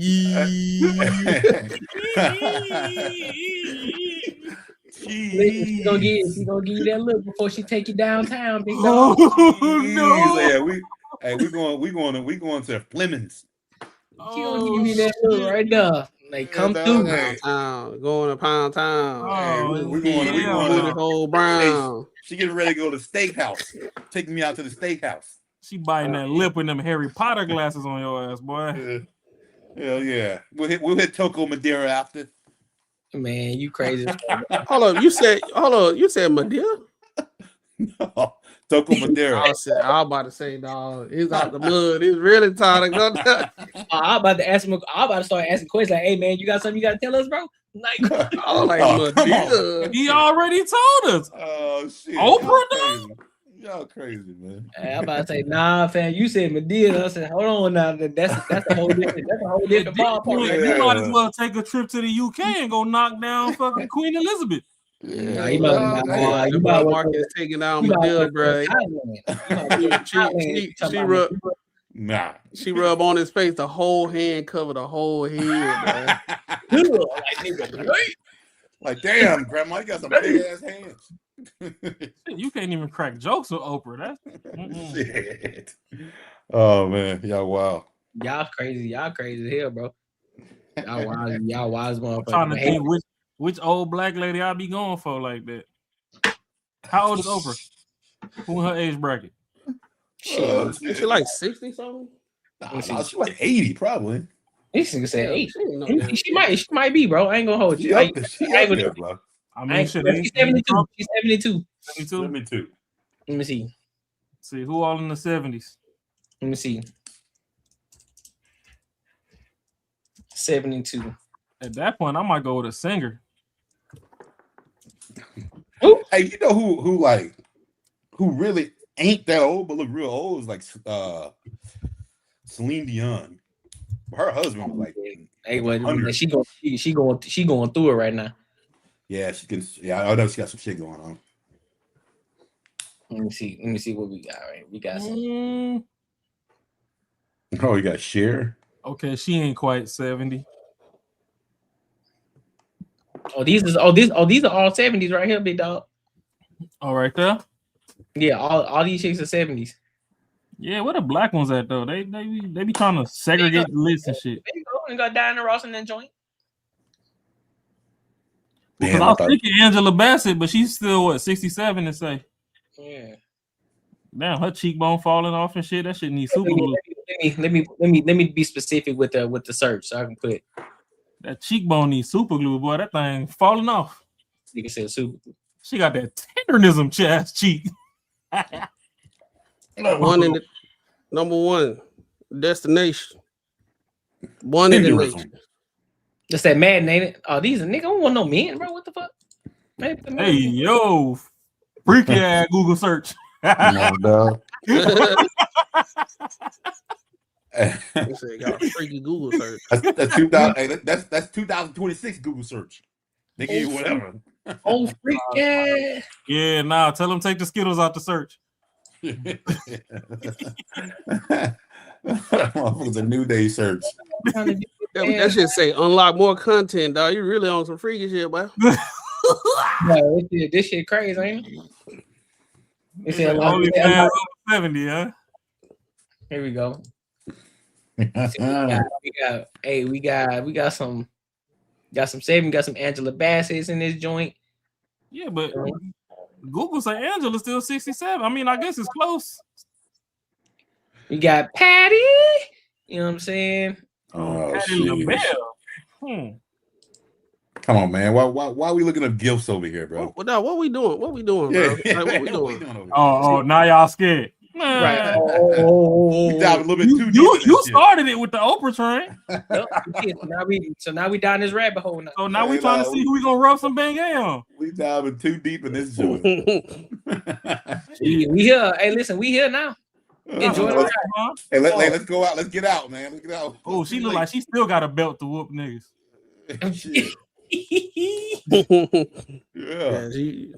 Yeah. Heads in bed. Soon you go to the house. Heads in bed. Heads in beds. Yeah. Heads in beds. Get your goddamn head. Sit your goddamn. Man, she definitely 70. That's fine. She not 70, bro. Nah, she ain't 70, bro. This nigga said she definitely 70, bro. No, she not. No, I said she definitely not 70. We going down rabbit holes now. Oh, that's Felicia Rashad. That's Felicia Rashad's sister. Yeah, what's Yeah. Well, all right. Well, hey. She was a Hey, pig. we seen enough old ladies. No. You took us on the tour to the senior living home. Hey, I said a billionaire, man. That was it. Shit. Man, come on.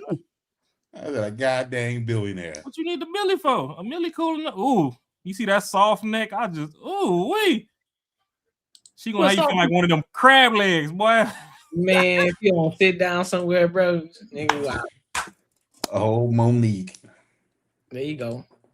No, that gray, listen though, that gray hair look good on Monique though.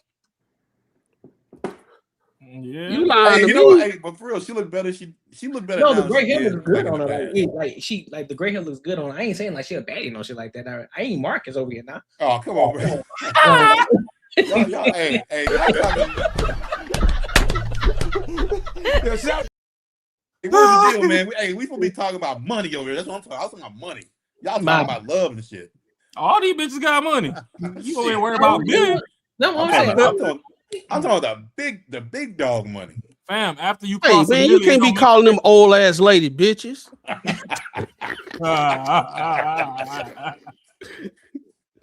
So what, you gotta take it back in time to old wenches?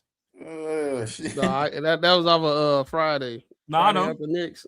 You can't be calling them old ass women bitches. It's funny. Let me get off screen. Seduction in her eyes. This is that was time for me to get off that screen. Yeah. That's how Marcus look at his wings. Hey, scrumptious. To the root to the tutor, bro. Hey, come on, man. Serious today, but that was crazy. I'm not that was feeding. crazy. I'm not feeding. I'm not feeding. You say rooted to the duty? We talking about demolishing wings, dog. Come on, man. Oh, that's crazy. Crazy, yo. Well, all right, my good people. Tonight was a dope show, per usual. We still trying to figure out if we're gonna do Friday. We might have to postpone it to next Friday because niggas got shit to be doing. And it ain't me. I'm calling names out. You know what I'm saying? It ain't me. It'll be me. It ain't me. It'll be me. Hey. We still might have it. We still might have a show though. Hey, I can do next Friday. Like I do got something going on. So. Where the ladies at? Pull up and fill the seats, damn it. Yeah, that's what we might do. You know what I'm saying? We still might have a show Friday, but I know Marcus want to be here too. You know what I'm saying? He want to get drunk and talk shit. I do definitely want to do that. Well, I got to see how I feel after it sounds like Marcus already gonna be drunk on Friday. Right. Yeah, I'm still drink. I mean, but yeah, I'm still gonna do it. Yeah, but, so we'll be on the show and do gonna it. be over there. 15 keys in the keyhole still ain't got in the house. Yeah. Like, which key is it? So you gotta do that little. It's gonna be all determined. You know what I'm saying? To be determined if we have it this week. Or we'll just postpone it for next week. But you know what I'm saying? Y'all just make sure y'all stay tuned. Make sure y'all are here tomorrow for the Courtney Edgar show. You know what I mean? Come kick it with your boy. Other than that, man, tonight was dope. And again, make sure you guys like, comment, and subscribe for the algorithm. Make sure you hit the bell notification. Y'all know we talk about everything under the sun. So we get back to the money, real conversations, and real solutions. And until next time, my good people, I will